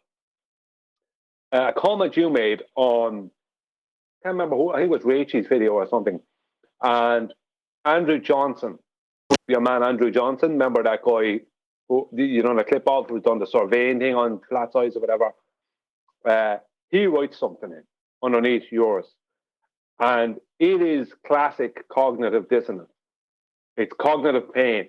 I don't even think that guy's a liar. I just think that he's just a pure believer. You want to look at it or read it out or whatever. Okay. Or I'll read it out if you like. No, I don't mind. I'll read what I write, and you can read on behalf of Andrew Johnson. Okay. Okay. So Nathan Oakley under Rachel's video. Dry equals 3. Angle. 2 straight lines meeting at a vertex. Great job, Toon. Andrew Johnson's reply. You're actually right about this. Well done. The lines are straight in relation to the surface of a sphere.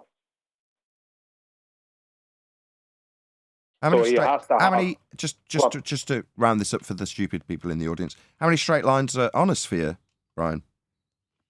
None. None? Okay. This is this mathematician. You're actually right about this. Well done. The lines are straight in relation to the surface of a sphere. Okay? There aren't any straight lines on a surface of a sphere, and your acquisition of a horizontal baseline is in regards to the ground in all respects, as we pointed out to him. What's that, Andrew? I'm still going to teach the kiddies it's a sphere.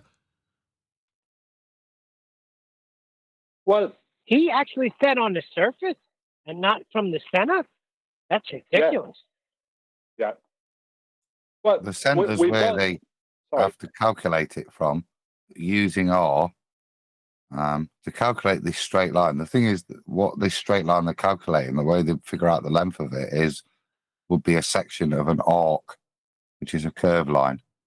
So they're then going to do, that's how you actually calculate it. It's a section of an arc. It's never a straight line if they want the length of that. It's only a straight line if you angle your ball in a certain way and squint your eyes and look at it like that. I mean, imagine it's straight. There's not one straight thing on the surface of a ball. ever. But what the guy is trying to, because it starts off with tri equals 3 angle. So Nathan is focusing on the triangle. What Andrew Johnson is trying to shoehorn in here is a spherical triangle. There's no such thing. There's That's three a contradiction. on the surface of a sphere. And there is no number of angles in that 3-pointed thing. Yeah, because to figure out that you need R, the length, and funnily enough, you're going to need R. You know, so isn't a spherical triangle a contradiction? Come on. it's a description, Neil, of something that it doesn't really exist, but a way of describing 3 points on the surface of a sphere when you're doing like geometric calculation. It's just a way of describing it, even though it's a kind of oxymoron in of itself. But it's just a shorthand recognition that actually means 3 points on the surface of a sphere. And it's distinguished by the simple fact that we recognize instantly that these angles won't add up to 180 degrees because it's not actually a triangle. Did you want to add something? Hold on one second. Did you want to add something to the book, Finn? Is it you making that noise? Sorry? Somebody from Discord was opening the mic and making a noise in between. I just didn't know if they wanted to get a point in. No? Okay.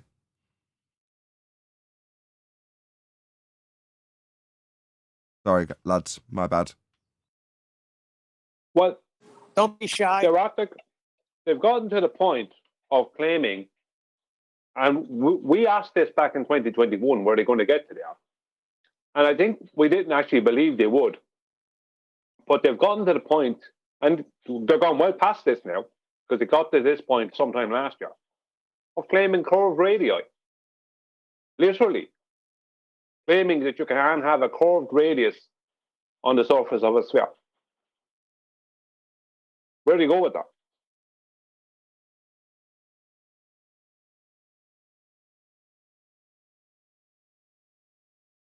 There has to be some kind of psychosis. Yeah, they are geometry deniers. The irony. Right? That's what we used to be called in 2017, 2016. Science deniers, right? Science deniers, geometry deniers, claimed that we had boats falling over edges, all the things they're guilty of. That's what I was trying to convey when I was saying they're holding up a mirror as they fall down the rabbit hole, shouting at us like we're on the other side of it.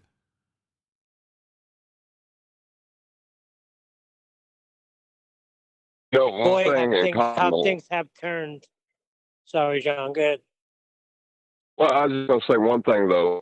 Like, when you're arguing with someone, even if it's not arguable, if you call them a liar, it almost allows them to get out. The reason that, well, if I'm not lying, that means you're wrong. Right? No, forgive me. It's not necessary. Right. I think, yeah, you're saying there's a burden that you're implanting on yourself that you don't need to. You don't need to burden yourself with proving that your opponent as a human is a liar, as a person, as an individual. Right. Show they're wrong. Demonstrate how they're wrong. If you want to drag them around a little bit, say, how can you be a liar? Why were you lying? What does it serve? Yeah? When you can just show they're wrong. Catch them out in their own contradictions over and over again. At that point, just take the win. What, are you going to burden yourself with proving they're a liar and they knew damn well that they were disseminating their contradictions when they were contradicting themselves? Possibly not, because they'd have probably figured out a way of not contradicting themselves. Oh, what, they can't because their fundamentalist paradigm is cemented in their mind as being correct when they're contradicting themselves. So again, you're into all these sticky wickets that you're having to overcome when you could just show that they were wrong and stop there. Well, what I would say about it is, there was a great line in the movie Ronin many years ago by Robert De Niro's character. And he was asked, how did he know that there was an ambush, right, by one of the other characters? Because they were walking in. How did you know it was an ambush? And he said, when there's any doubt, there's no doubt. In other words, trust your gut. And I would rather have doubt about someone being honest and find out that they're honest than give them the benefit of the doubt and treat them as being honest and find out that they're lying. I would rather go the lawyer route and find out that I'm wrong about that than find out that I'm wrong about them being honest. Because if I find out that I'm wrong about them being a lawyer, that's okay. It means they're honest. But if I find out I'm wrong about them being honest, that means they're a liar. That means they fooled me. But you're creating your own enemies in that respect, because if not, they're not going to care what you say after that. Just call them a liar.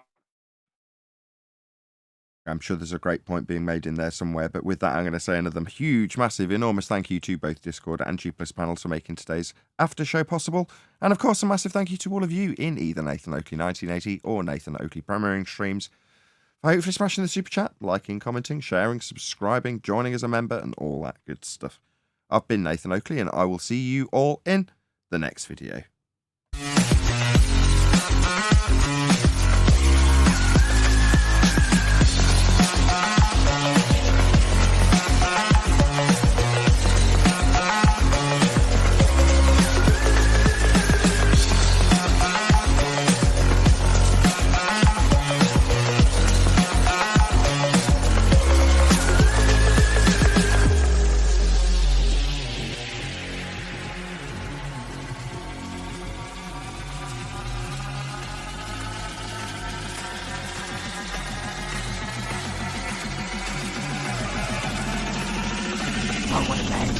What a lovely day!